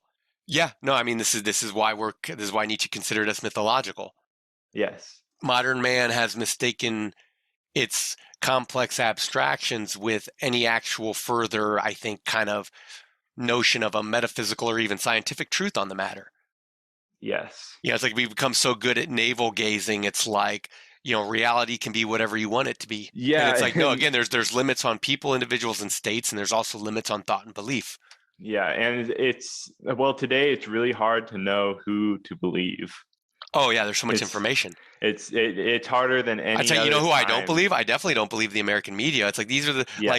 because it's like, look, they've been lying to us for years on all manner of things, and it's like, why would I believe? A war breaks out in Ukraine. Okay, I'm going to take it all with a grain of salt. Why would I believe these liars now? I've seen them lie. I've Yeah. seen the lawsuits. I've seen the slander. I've seen the bullshit, and I think a lot of Americans have it that at this point. And then it's good that they aren't elevating powers that shouldn't be elevated, but Yeah. again, it's dangerous when people lose faith in the system, right? Like this is Yeah. right. This is where people start checking out. This is the destabilization of society itself. These are times of revolution. Yeah. And well, the thing is, and we're not even 100% sure if the people in power like are lying all the time, or maybe they just believe their lies too, and they're just Oh delusional. yeah. Oh, so some of them Right. for yeah. Oh, some of them for sure. So some of them, Yes. and some of them do actually want to. You can tell sometimes there is a little bit more genuineness, and then other times you have, Yeah. like our VP, arguably the worst diversity hire in history, and our president, like, oh man, it's pretty bad. So, without consciousness, there is no world, for the world is a concept created and experienced by the consciousness. Quote, consciousness is a precondition of being, end quote. Though this was probably an adaptation of Descartes, I think therefore I am, which gives a dual approach to the question of being and wholly discounts the necessity of the body and the formation of consciousness and thus being, right? Yeah, This that's is, my no, commentary. I know. Yeah. And this is a split. This is the split, right? This is why I said it's more Buddhistic in nature, that when you so wholly identify with those productions and those feelings, you actually can't extricate. If you can't tell your own lies and fictions from your own kind of experience, you know what I mean? Like, Yeah. if you can't even do that, then yeah, you are ripe for ideological conversion. This is why Jung says Yes. that communism had the correct belief that time was on its side, because it saw the avenues in which it would slowly infect Western society and capitalism and all these other things. Yes. So no, I thought that was a good observation of yours, because what Jung speaks of is that ideological or that psychic split. He talks about it represented in psychology, philosophy, how it's manifest in the Iron Curtain that split the West. Back when before the wall fell. Um, Well, he's very much a seen it. dualist. I mean, he says that there's a shadow, and then there's this other part. I think dualism gives us an easier way to understand. Yes, yes, yes, it's yes. it's just it's a handle inward is what it is. Yeah, It's not in the same way that you could say, well, this is the ultimate truth versus that is the ultimate truth. It's like, no, you're looking for ground. It's like trying to understand Nietzsche, where it's yeah, like getting on a roller coaster that's in motion. It's like, well, where do you even start conceptual, right? Where do you even start investigating? yeah, So there, and again, I think this is part of why he even mentions the whole limits of scientific rationality, that eventually these things fail us. Doesn't matter yes, how. And this is why Emerson also says, I use the word whim. I hope it's not whim, but we can't spend the day in explanation, right? Eventually you got to frame the problem. And I think altogether, I think Jung does an excellent job of framing these serious problems. yes, he does. And honestly, like I read, I went through it again the other day before we did this, and it's like, dude, I see so much Nietzsche in this. Oh, yeah, and then I also see Ted Kaczynski. But well, I mean, obviously, I Oh see yeah, where no, no, Ted no. Kaczynski You drew a see lot it. of stuff from. You see. Oh well, whether and I couldn't even tell you whether he read Jung or not, but I could see the root of Ted Kaczynski all the way to the bottom. Yes, From Nietzsche and Jung talking about the state as constrainer of mutually hostile forces to state as producer of its own anarchists and enemies through its own repression and authoritarianism. Right? Like there's a reason why communism has an appeal. It's thought of as an yes, escape and a freedom from oppression, and then you'll have power. Right? You know, yes, so let's see. Where'd we leave off? Holy disgusting. Okay, yeah. So the body, there's a primacy of body in this. It's understanding that our physiology, the the reactions that do bring about fear, do bring about, because I think maybe it's the fear itself that splits the mind. And then on one side you got the desire to live forever for protection, for security, and the other side is the body that disassociates itself from the mind. It fails it cannot realize how it's putting itself in danger. yes, and it can't really And this reconcile with goes that, this and goes for also individual, and I doesn't think this. want to know. Oh yeah, yeah, and this goes for individual pathology, right? This is the Yeah, quintessential nature of an individual going into a therapist's office, right? Maybe he acts like Tony Soprano the first time. Why am I even here? Screw this, I'm out. That he's too offended because it's too painful for him to even acknowledge. yeah, And then afterward he goes, what happens in here with therapy? He goes, it feels like taking a shit. And, Melfi says, I like to think of it as giving birth to a child. He's like, no, trust me, it's like taking a shit, So, and Young speaks obviously different terminology, and he does it a yes, little less crude, but, he does speak to all this later. Like he basically ends on this notion of the individual and the psychologist's relationship to the patient and how it relates to diagnosing individuals and the larger world zeitgeist. Well, I think it's D on my page, but slightly different than yours. I think it's the state, church, science, yep, entertainment, etc. All bring the individual's attention to the outside world rather than the inner world, thereby preventing him from self-discovery. Yes, it further fragments yes, our attention. And dude, everything wants our attention, right? It's going to yeah, prey on our insecurity to get our dollar, or it's and it's going even to say, worse today than tune ever in, before. subscribe. Oh yeah, no, we have the option to tune in, to tune out, right? It's like whether it's Soma or media, it's just available. Yes, So, tell you what, I've been reading these for a few. Go on, take us away, please. yeah. Quote, academic psychology is scared of this risk, and then I put in parentheses examining the individual, and prefers to avoid complex situations by asking ever simpler questions, which it can do with impunity. It has full freedom in the choice of questions it will put to nature, unquote. And I think what's going on here is that people can kind of pick and choose the questions that come to them and the problems that come to them. And what this does is they don't actually solve real problems that come to them naturally. Well, I think it's like it's both Nietzschean and postmodern, right? He's Yeah. acknowledging that, oh, the narrator themselves is suspicious. Yes. You know what I mean? Like this is critical theory, right? Everyone's skeptical of power claims. It has the full Yes. freedom in the choice of questions it will put to nature. And then for clinical psychology, the patient gives the questions and, quote, the deeper his understanding penetrates, the more general principles lose their meaning, unquote. Yeah, so you kind of, well, like as you come closer to reality, all the stuff that you learn kind of becomes irrelevant, right? Yes. Um, the, uh, Because you go, oh, I was yeah, wrong in the I was yes, wrong in the first place, or I only had half the picture, and while my yes. suspicions might have been right on X, Y, and Z, my conclusions were off. Education is like that. Yeah, and you always see that when people who are academics and they go out and they go experience something or they go do something and then they say, man, I was totally wrong about this, or I learned so much. That's kind of one thing about studying abroad. I wish I had studied abroad for a semester while I was in college, because I do think that people who go and they do those experiences, they learn a lot about other cultures that kind Yeah, but a of, lot of people do them to escape other cult. Like a lot of people do yeah, it for the express purpose of having no roots and being like they do it to us. It's yes, just like other people and other cultures just become an escape for them. You know, I guess yes, Emerson warns of this, and I've told you stories before about like yeah, my friend in Europe where he's like he's taken in the history, he's seeing where part of him comes from, and all these other young students and expats are like, we're going to the bar, we're going, you yeah, know, it's like education versus decadence, you know, practically in yes. that case.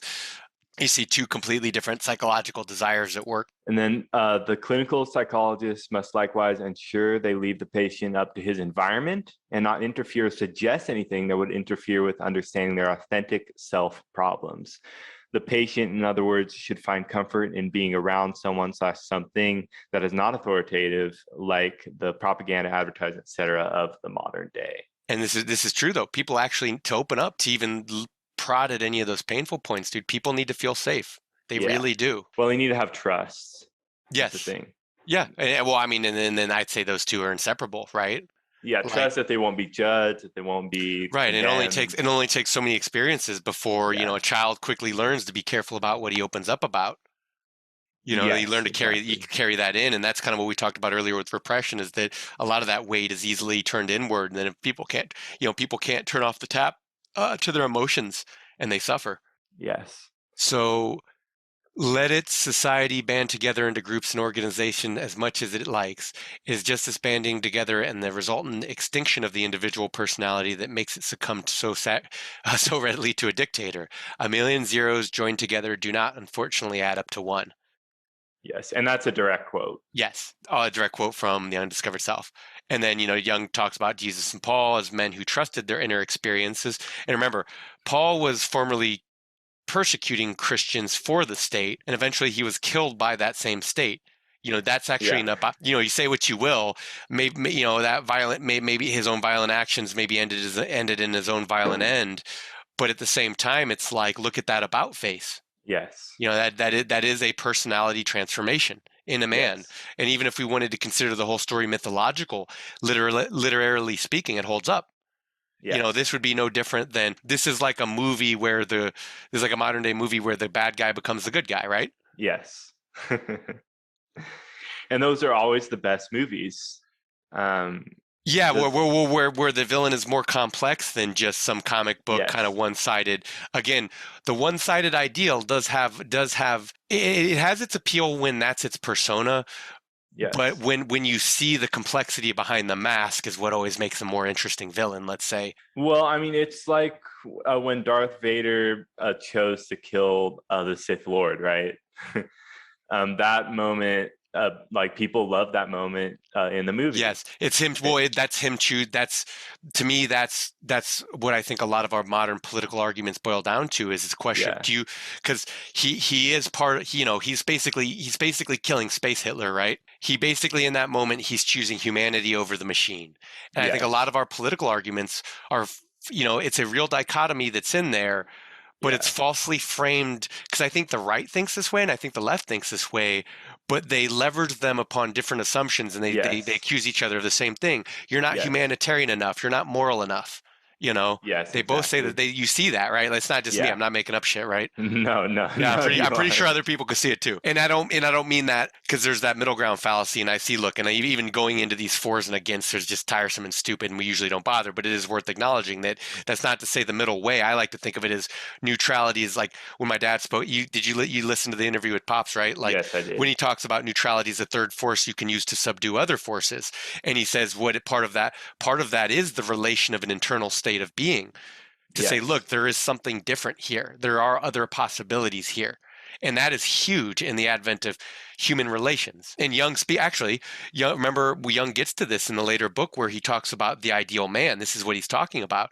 He's saying it's a question of if this is truth or goodness or whatever it is that we think it might be, then it's a question of who it comes from and do they actually Yes. embody that ideal? And, it goes on from there. But it's actually serious. It has serious and profound social and relational and implications and how that affects all other aspects of society like religion and education and our relationship to each other and the state.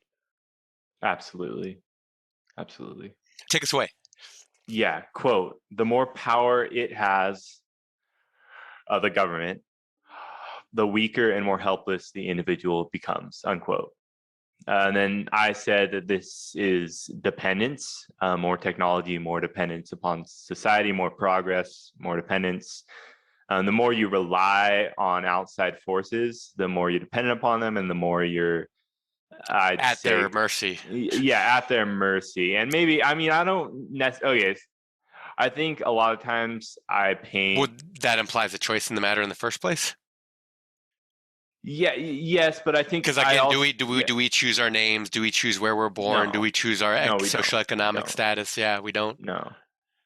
I mean, I guess, and I guess it is always good not to, because I think you can relativize yourself into like being a brain in a jar with that sort of thinking, that. Yes. But there's always that aspect of existence of the involuntary relationship of people and things. Like, and Jung mentions that the physicists kind of understand this better than within this essay itself, understand this, the relativity of time and space and matter. You know what I mean? That I remember hearing a physicist once say that you could have taken this universe in its Big Bang, our best concept, let's say our just best working model so far, or our most Yes. easiest to understand working model is a better way of putting it, right? It's really simplified when you think about it. So simple that a Yes. child can understand, just like God, really, right? Um, Yes. in that Big Bang, you could throw a bucket of water on a freezing windshield, and just as in the depth of that winter, one day it'll freeze jagged this way, the next day it'll freeze differently, and always these snowflakes are different, right? Always these ice formations are different. He said, that was our universe. Yes. We could have panned out differently in any number of manners, but this is what we got. And the evolution of our species is very similar. If it does follow that similar track. Yeah, and it's Yeah, you were. I don't know if you were beginning to go in another direction with it when I interjected. But go on. I'm honestly not 100% sure where I was going to go with it, because it's so, it's just so muddied up because we think that we kind of sort of evolved. Well, I mean, like evolution, you don't evolve by choice. That's the thing. Your species kind of just evolves, right? I mean, the Yes, individual it's doesn't slow. evolve. Young says this, that the time scale upon human progress and change is actually very slow, right? It's Yes. closer to the movement of mountains, right? It's more on the geologic Yes. time scale than it is on our human conception of time. Yes. But this is back to the stories of mythologies and literature and all this understanding. It's like you're right. The individual, like evolutionary speaking, it's a very conservative process, right? The eye is wet Yes. because it evolved in water, and that's not changed for us. And here Yes. we are, millions and millions of years later, and even though we don't live in the ocean, we still have wet eyeballs. Yes. Conversely, what we see again, what the story of Paul and all these so many other stories, it could be Ahsoka in Buddhism, right? He was a tyrant over in India, and then he had a change of heart too, and converted to Buddhism and started trying to work to the benevolence of society, right? But what do you call it? We do see that people have personality transformations. We see Yes. that there are individual experiences that affect us so deeply that we change our behaviors. Or in other examples, you see that people can often be terrible, horrible people, yet they still retain their humanity by doing good things. Like supposedly like Schindler, right? Schindler's List. Yes. Supposedly he was a terrible person and all this other shit, ruthless businessman or whatever it is. But he tried to help a lot of people escape Nazi Germany. So it's Yes, like, he did. and I guess that's kind of your Scrooge characters, right? Yes. The horrific manifestation of that character in real life, or in this case, he manifested as a bit of humanity and goodwill against the horror, despite his name and Yes. reputation. We'll keep moving. Okay. Are we on resistance to the organized mass, or do you just read Resistance that? to the I can't organized remember. mass can be effective only by the oh, see, this stuck out to me like Orwell's we make the brain perfect before we play. Resistance to the organized mass can be affected only by the man who is as well organized in his individuality as the mass itself. And Yes.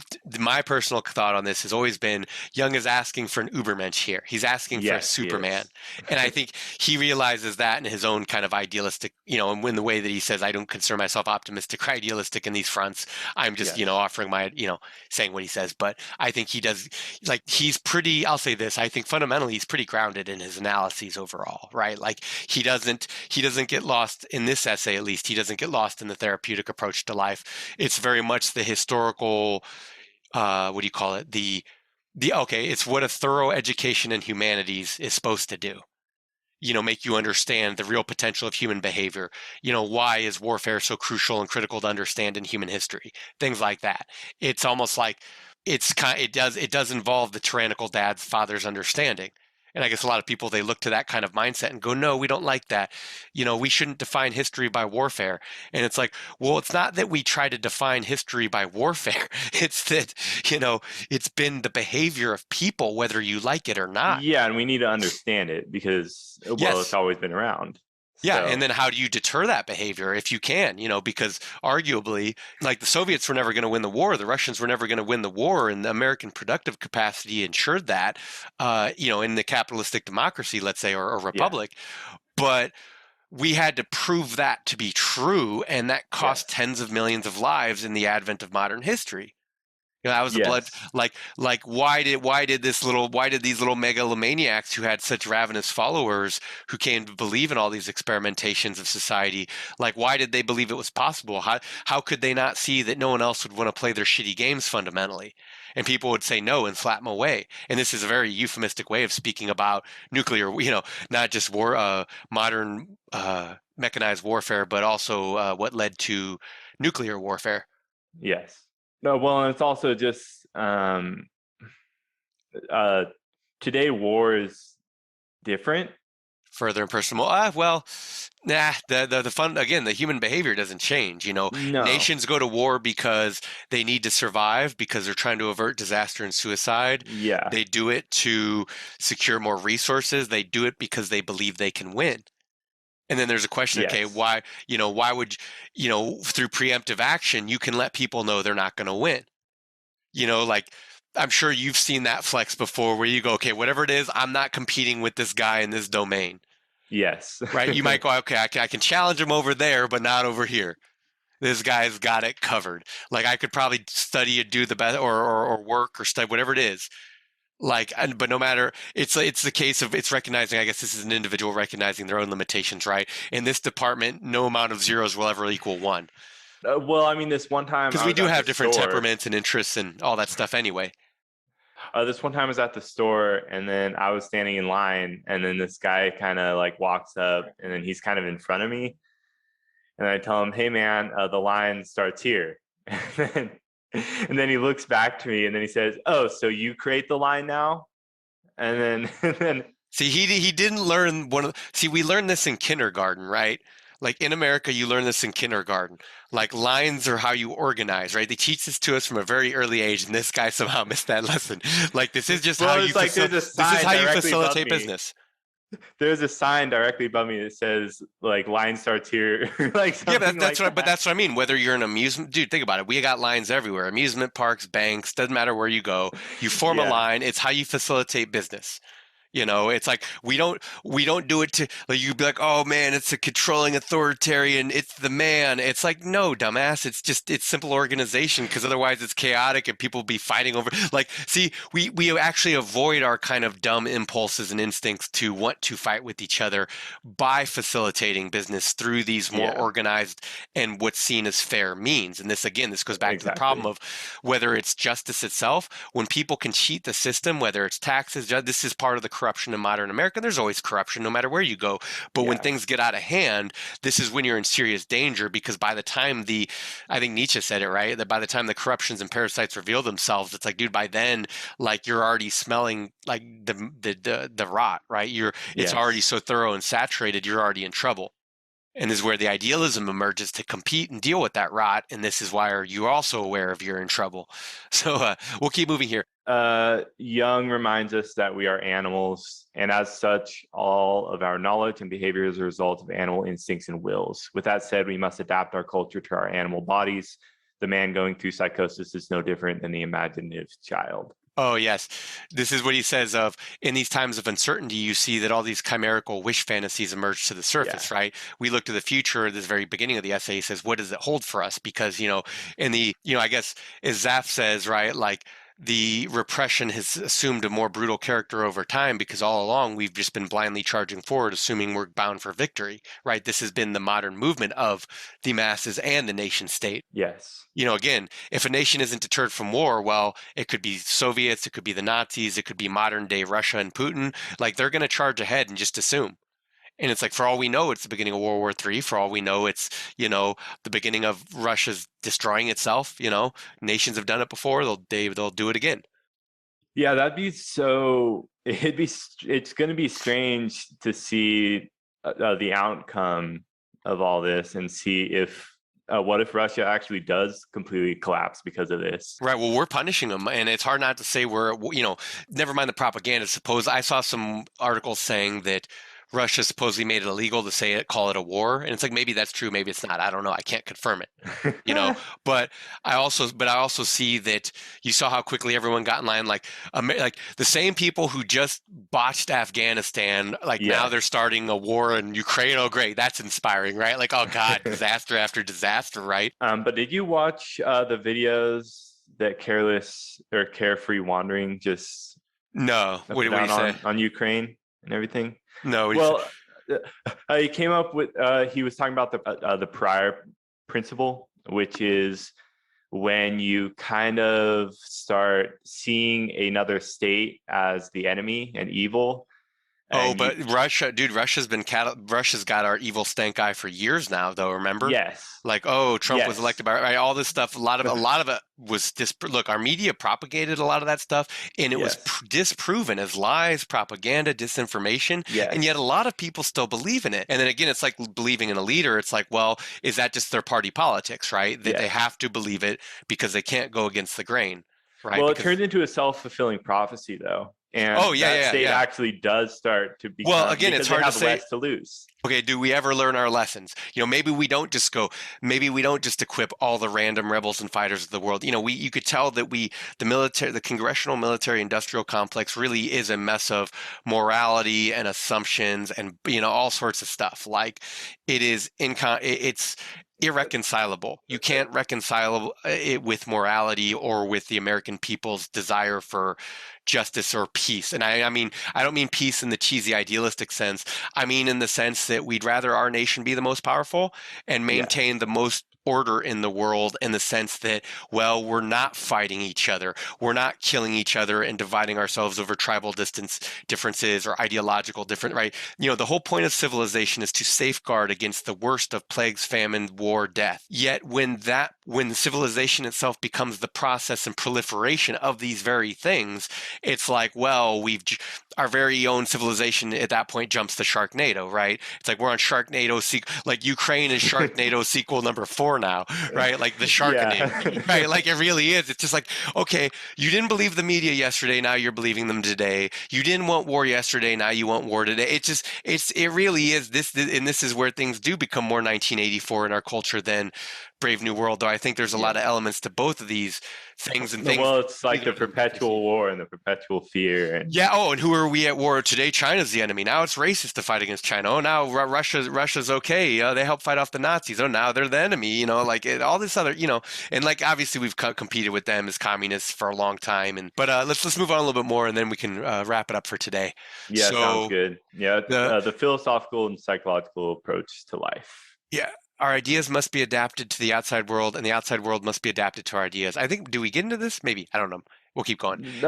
if one lag's behind the, maybe we touched upon it. If one Yeah, lags no, we behind the talked other, about it. we are in for real disaster, right? And this is we've also talked about the subject of our technology Yes. outpacing our physiology before anyway, right? If people are media and phone addicts, then the 24/7 news cycle and all the outrage stuff and the all that kind of civil strife, you could say, and projection and fighting and scapegoating, it's like when it's designed to be addictive and people can't help themselves, we see that it's kind of like narcissist abusers and their supply of victim, right? Or a drug dealer and their addicts, right? Yes. It really is a dysfunctional relationship. So communism is far ahead or behind our biology and is trying to remake man in the form of the state. However, the state should be made in the image of man, not the other way around. This is important because this is where the Yes. individual defines the limits. No state, you're not allowed to treat Yes. us as if you're our father, like a tyrannical God, right? And Yeah. and govern us, render us all equal in the in this like no part of society is disparity. Part of civilization and in the political, not just the political arms race, I'd say the larger evolutionary arms race has always been a matter of disparity. And civilization has shown us that the biggest protector against disparity is an attempt for equal opportunity, equal wealth, ways that do, in theory, render people equal, but actually doesn't believe that it's possible to ever say two individuals can be the same. Again, you can pick any rock in the world, and any rock in a field, and not a single one of them might weigh 5 grams. But if you solely believed in the average scientific viewpoint of the world, then you'd say, well, clearly something's wrong with the world because my statistical theory states that the average rock is 5. See, this Yeah. is where people become brains in a vat, or what I call them orcas, right? An orca dies on dry land because it's out of its natural substrate. Its body evolved to exist in water. It needs that pressure around its body equally to support its weight. It's a mammal. It can breathe outside water fine, just needs a little bit of moisture. But if its weight is unsupported, so to me, these modern overthinkers, these modern nihilists, a lot of these modern political thinkers, they're like orcas. They don't even recognize that they're out of their temporal cultural substrate Yes. and they're drowning in their own heads, in their own ideals. This is the dangers of both the therapeutic approach to life and the scholarly and intellectual approach to life, is that you wind up rendering all into brains and vats and jars, and then it also, I think it serves the psychic split because it separates you from not just your own animal nature because you believe you're beyond it.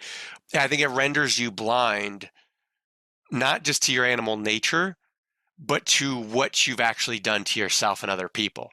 Like Yes. it's almost like it's like watching a chattering robot. Like you turn the little knob and it just you wind it up and then it just da da da da da, right? And like no amount of convincing or rationalizing it with it will stop it from chattering. It reminds me of that. Yes. Like it's like Um, if you've talked to ideologues and they're just like they got reasons for everything and excuse, like they got pre-made ideas and like things you've heard before, and like I've heard this speech from someone else and I've heard that concept from someone else. Is there even a real you in there? Is there anything original to say here? And this is remember Emerson saying, like, if I know your sect, I know your argument. And it's like, fuck, because you yes. want to give the benefit of doubt and say, no, that's a bit too presumptuous. But it's like, no, the very definition of applying to a sect is saying you have these convictions of belief, you have these Yes. assumptions and theories. And this Yes. is why I'm I with think, them. Right. right, and this is part of what makes Jung a better modern psychologist, and also women like Alice Miller. Because she threw a lot of the theories out because she understood how the theories blinded herself to the individual human experience, and not just as a therapeutic approach, but how the therapeutic individual approach fits into the larger historical sense of warfare and conflict. Yeah. Right? Not that denial of human nature that likes to say that, oh, we've abolished that beast within. It's like, no, law alone can't abolish that beast. You think your idealism and your optimism are going to stop it? Like, you've never met a real predator, probably. You've been so well protected by civilization, you have the luxury of these delusional beliefs. And, a lot of this is fiddling while Rome burns. Or that old one, other than that, Miss Lincoln, how was the play? There's an old one. Yeah, and well, I mean, this all kind of goes back to Zap. Yes. Really, this whole essay goes back to Zap and how we try to basically repress the shadow, right? We try to repress death. We try to distract ourselves away from it. We use sublimation and all these things to try to get away from it. And this kind of goes into this next point here. Philosophy is no longer a way of life, but rather an intellectual exercise, right? Philosophy is sublimation now. It's not, Yes.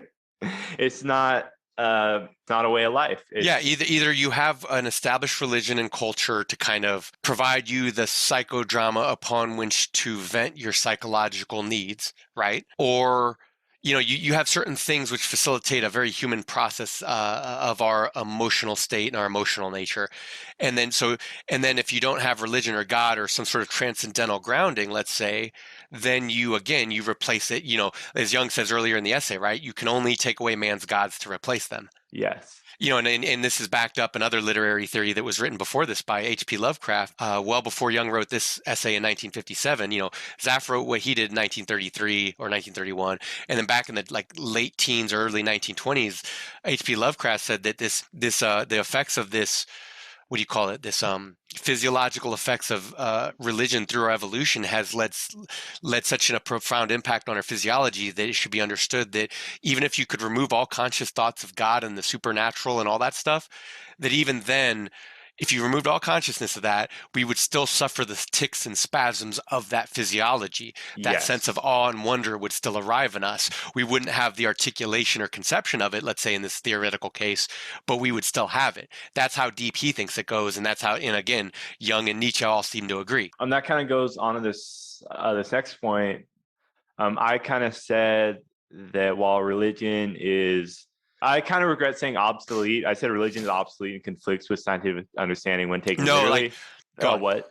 No, yeah, but you also inadvertently or incidentally reconciled it earlier in summarizing Jung when you said that Yes. on one hand, the literal interpretation of religion is. This is what Jung says. He thinks this is obsolete. He thinks Yes. Christianity, as we have formerly believed, is obsolete. He says, as a grounds of understanding human behavior, belief, psychology, all this other stuff, he's like, it's ripe for everything.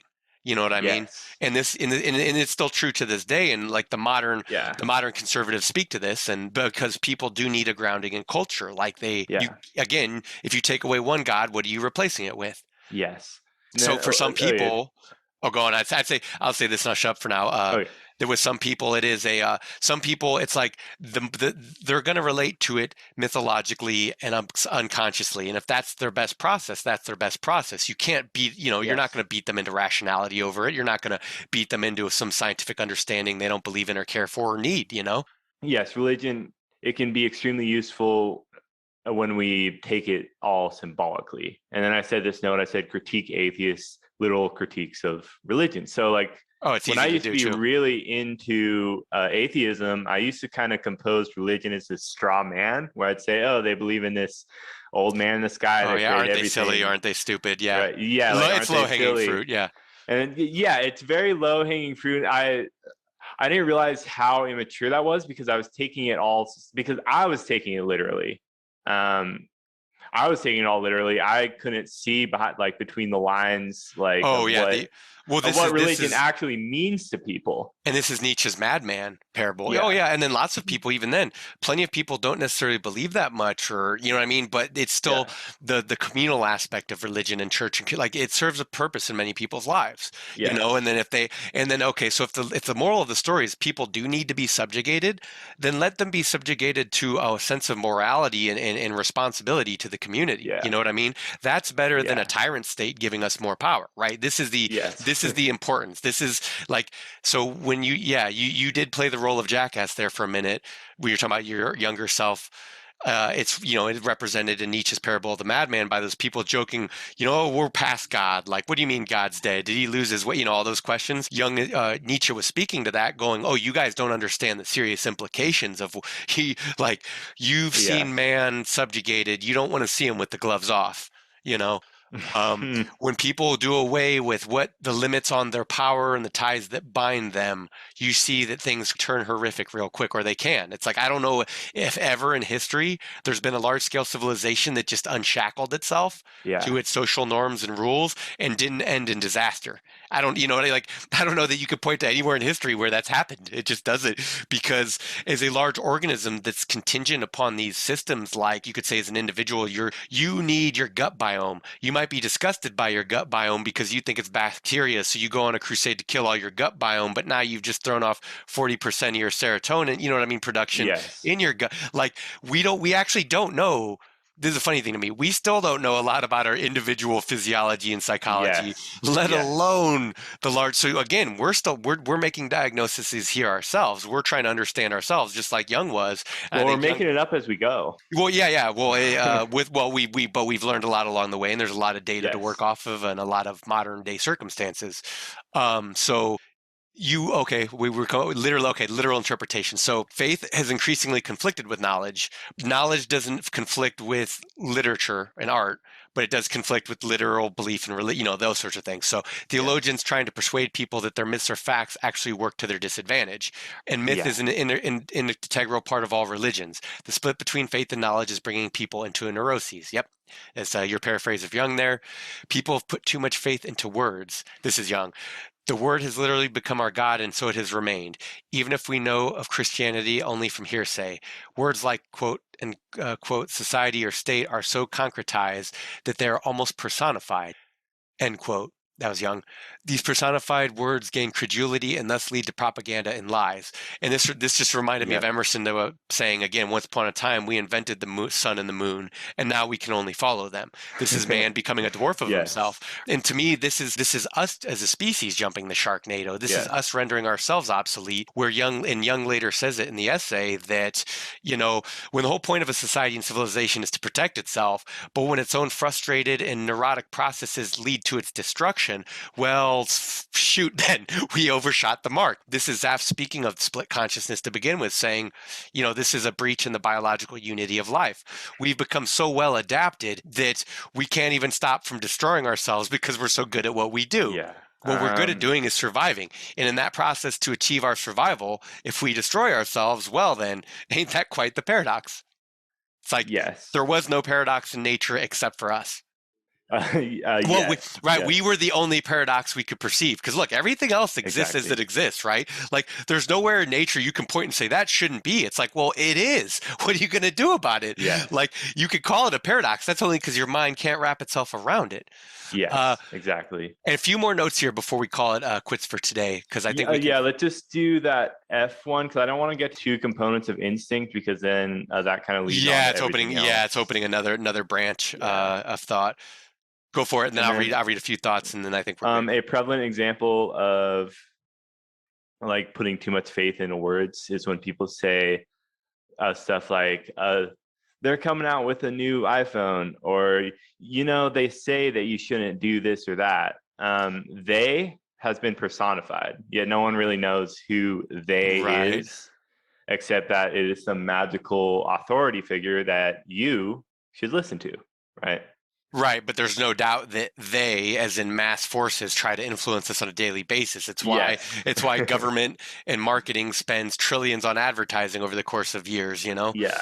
why they develop technology to manipulate our most base impulses and instincts. And this is actually a good note to no, this last Oh, note well, is good. I'll say this. So there's one last thing I want to touch on just because we were right there just a minute Yeah, ago. yeah, yeah. Go for it. So when you first brought up Zaf, Young speaking to mass movements, and specifically he's talking about nuclear power and the advent of the modern nation state and these modern mechanized Yes. warfare, and he says, quote, the fear of universal destruction may spare us the worst, of our tendencies, yet the possibility of it will nevertheless hang over us like a dark cloud so long as no bridge is found across that worldwide psychic and political Yes. split. A bridge Yes. is certain as the existence of the hydrogen bomb.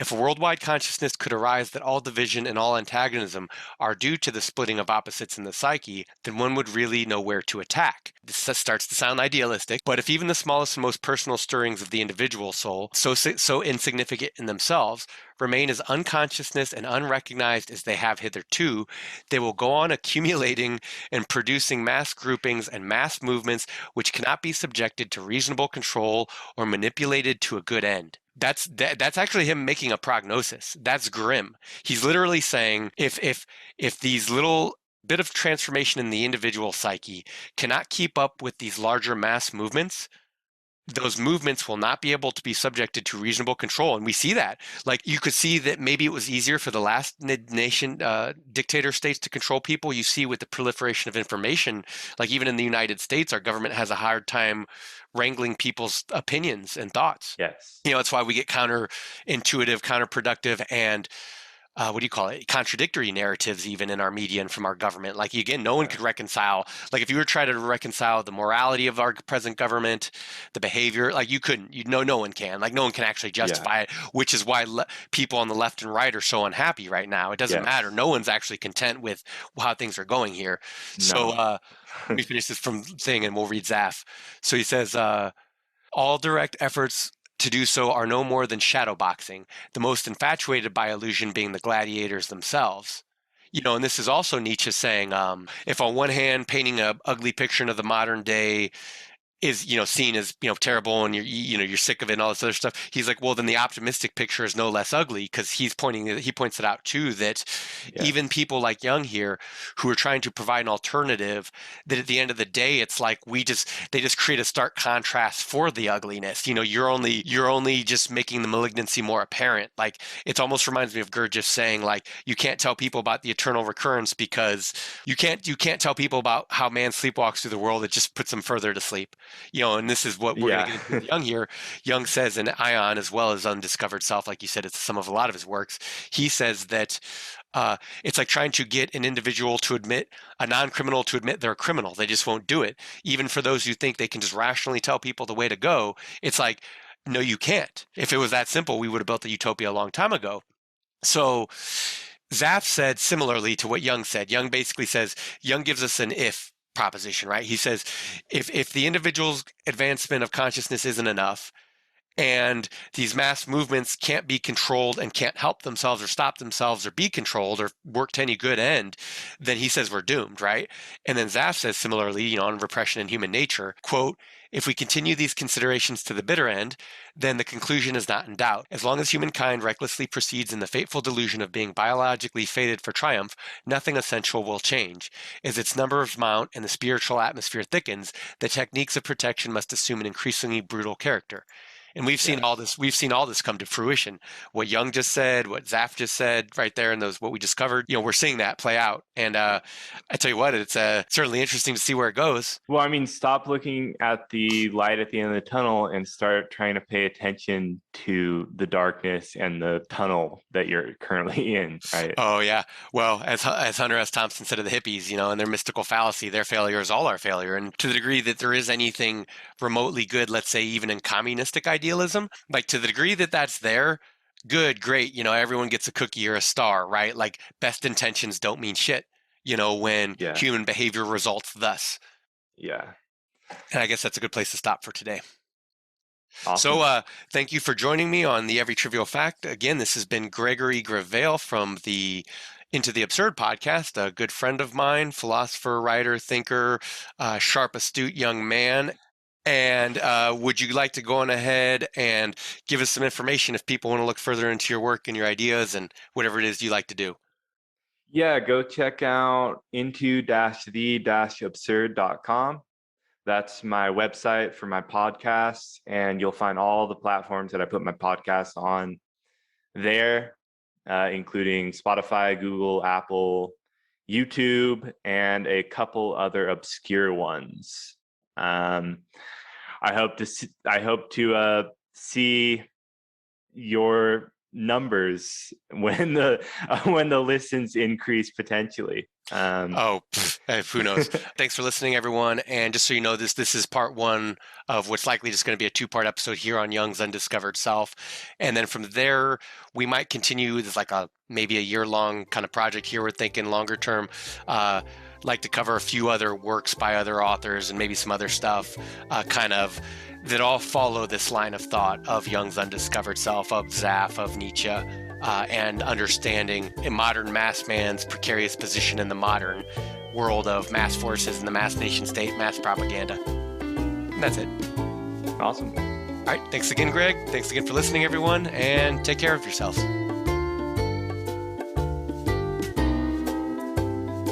This has been Every Trivial Fact. I've been your host. My name is Noah, and you can find my writing and other guest podcasts at my website, bezabezar.com. That's BEZABEZAR.com. And you can find the podcast itself on YouTube, Spotify, Apple Podcasts, Anchor. Be sure to check out what's posted on the podcast episode in YouTube below bars for relevant links and the guest information. And if you're so inclined, feel free to share the work if you think it's worthwhile. Leave a comment or review if you love it, or even if you hate it. And you're welcome back anytime, so feel free to like, share, and subscribe, and I'll see you on the horizon.